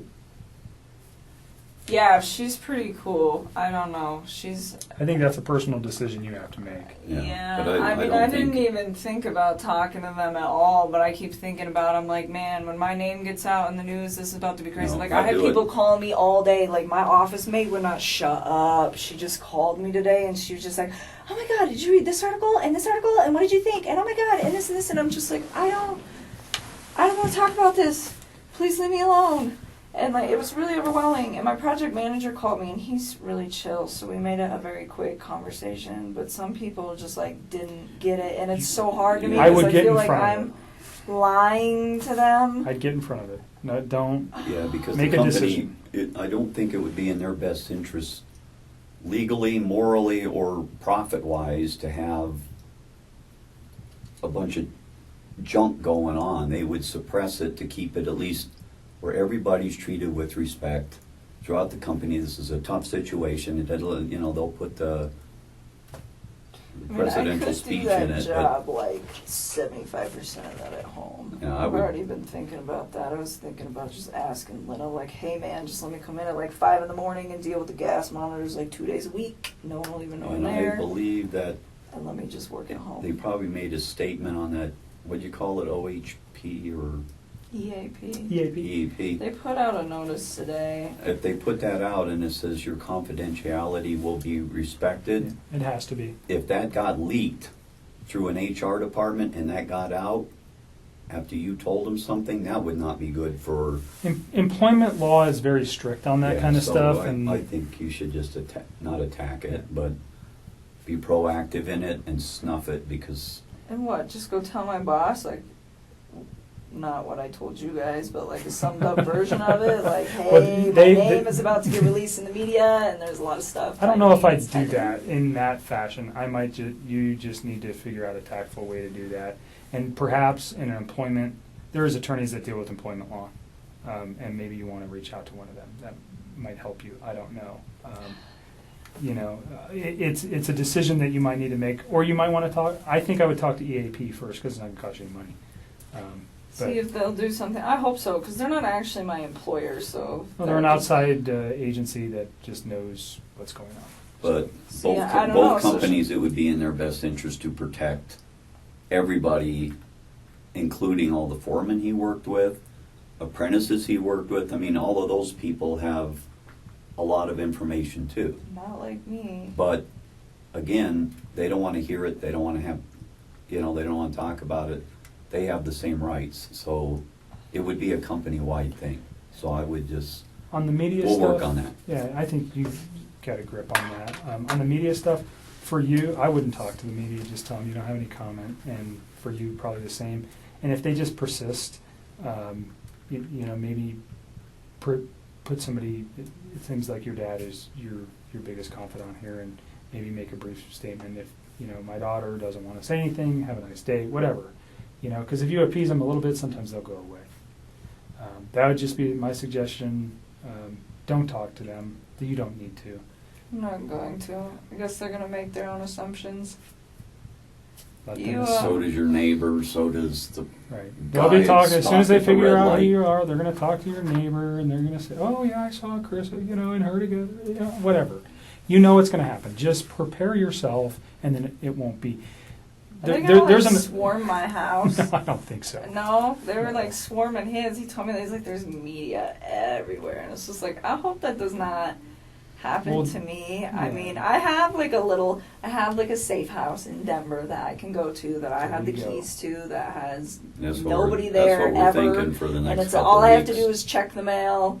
And there's no questions asked, and nobody knows where it is, and I'm not telling anybody, but it's like a really nice spot for me to like hide there. out, and I don't have any friends in that building. I mean, it's an apartment, but it's And we like will safe. answer your phone calls, but the safe house is from The safe house is the safe people house. banging on her apartment Well, door. when should I go there? When do you think all this is going to start happening? I mean, it's kind of. I mean, it might be just good for you to go there, anyways, for your sanity, and stay away from this place that you had a connection to this man with, and get your thoughts in order. It's and so sad. That was my nest. That was like such a warm little place. That was and your- now it's like I haven't even slept in my bed. I've just been sleeping on the couch with the dog. I don't even want to do it. What other questions can we answer before we go? I don't foresee talking to you again regarding this. Now, an attorney might review something and go, hey, can you ask her another question? And that would be a long ways down the line. I don't think there's anything else. I let you talk for a long time today to get it all out. So we don't have to do this again, because I don't want to traumatize you again. But if there is important things that come up, please know that I do want to talk to you about those. Other things that we haven't talked about today, or if something I got to tell them. Just call me. I mean, like some things I thought were really important. Like the other day, like I didn't mention the wedding ring thing, and then I was like, that was really creepy. I should probably tell them about that. And And you got those cards. I gave you those cards. So you gave me cards and there was clothing in there. Yeah, I don't care what you do with it all. I just don't The want clothing, was any of the clothing anything he wore this weekend, or is it stuff that was from... No. It was like stuff that he brought over like prior to that. Okay. None of that. Like some of it's been washed and folded since then. I just wanted it out of my house and didn't want to throw it away. We'll So take you care of guys it. can We deal have with it. We'll take care of that. If I have questions on the context of a text message, I might just call you and say, "How does this mean?" Because I might not understand what you were talking about. If that's okay with you. Yeah, that's fine. If it's, I'm not going to bother you unless it's really important, because I think I have everything I need from you today. Okay, yeah, we just wanted to make sure you guys had it so that. Well, and we don't. I you don't can find the right person or something We don't and want to get do it it done. again. Yeah, and we know we have the right person, and I am sorry that you're involved. I am. It's never a good time to say anything like that, but it's a bad deal. This whole thing is, and this is one of the tougher cases that I think I've been doing this a long time. It's, it's tough. So for you, it's even tougher. And don't forget to reach out to somebody for your sanity. Like I asked you downstairs a question, and you said no. You remember what question I asked you, right? No. You know how many questions you've asked me You tonight? want a pizza? Well, hell, I want food love too. pizza. No, I asked you if you had any concern. I asked if I should be concerned at all about you hurting yourself. Oh, no, I don't feel the need to do that. I Great. just want people to leave me alone. I And just if feel like you- I want to hide for a little while all Just of this is please happening. reach out to your family or even me, and if you have any things that's struggling, like I told you, there's people I can put you in touch that will talk to you. I'm not a psychologist. That's not what I am. But people sometimes that get caught in these situations, they end up having lots of emotional issues, and you need to address them. Don't just hide that stuff. Okay. All right. Are you guys You going to seem help pretty me if we super go? intelligent. So I appreciate that. That's a nice compliment. When we go to like trial for this, if that's what he so feels the need to take this to, are you guys going to help like coach me through these questions? So we would be there to rediscuss our conversation today, the conversation you had with Mark, and then an attorney would talk to you prior to any questioning on the stand regarding what kind of questions they're going to ask you. And really the only thing you have to remember, if you're worried about your recollection or your recall or, how you might remember this, everybody worries about that. Even we do. We spend hours on the stand, and it's very difficult. But the only thing you have to remember is tell the truth. And the truth will never change in your mind. You know what happened during these 6 weeks. You know what happened on Monday and Tuesday.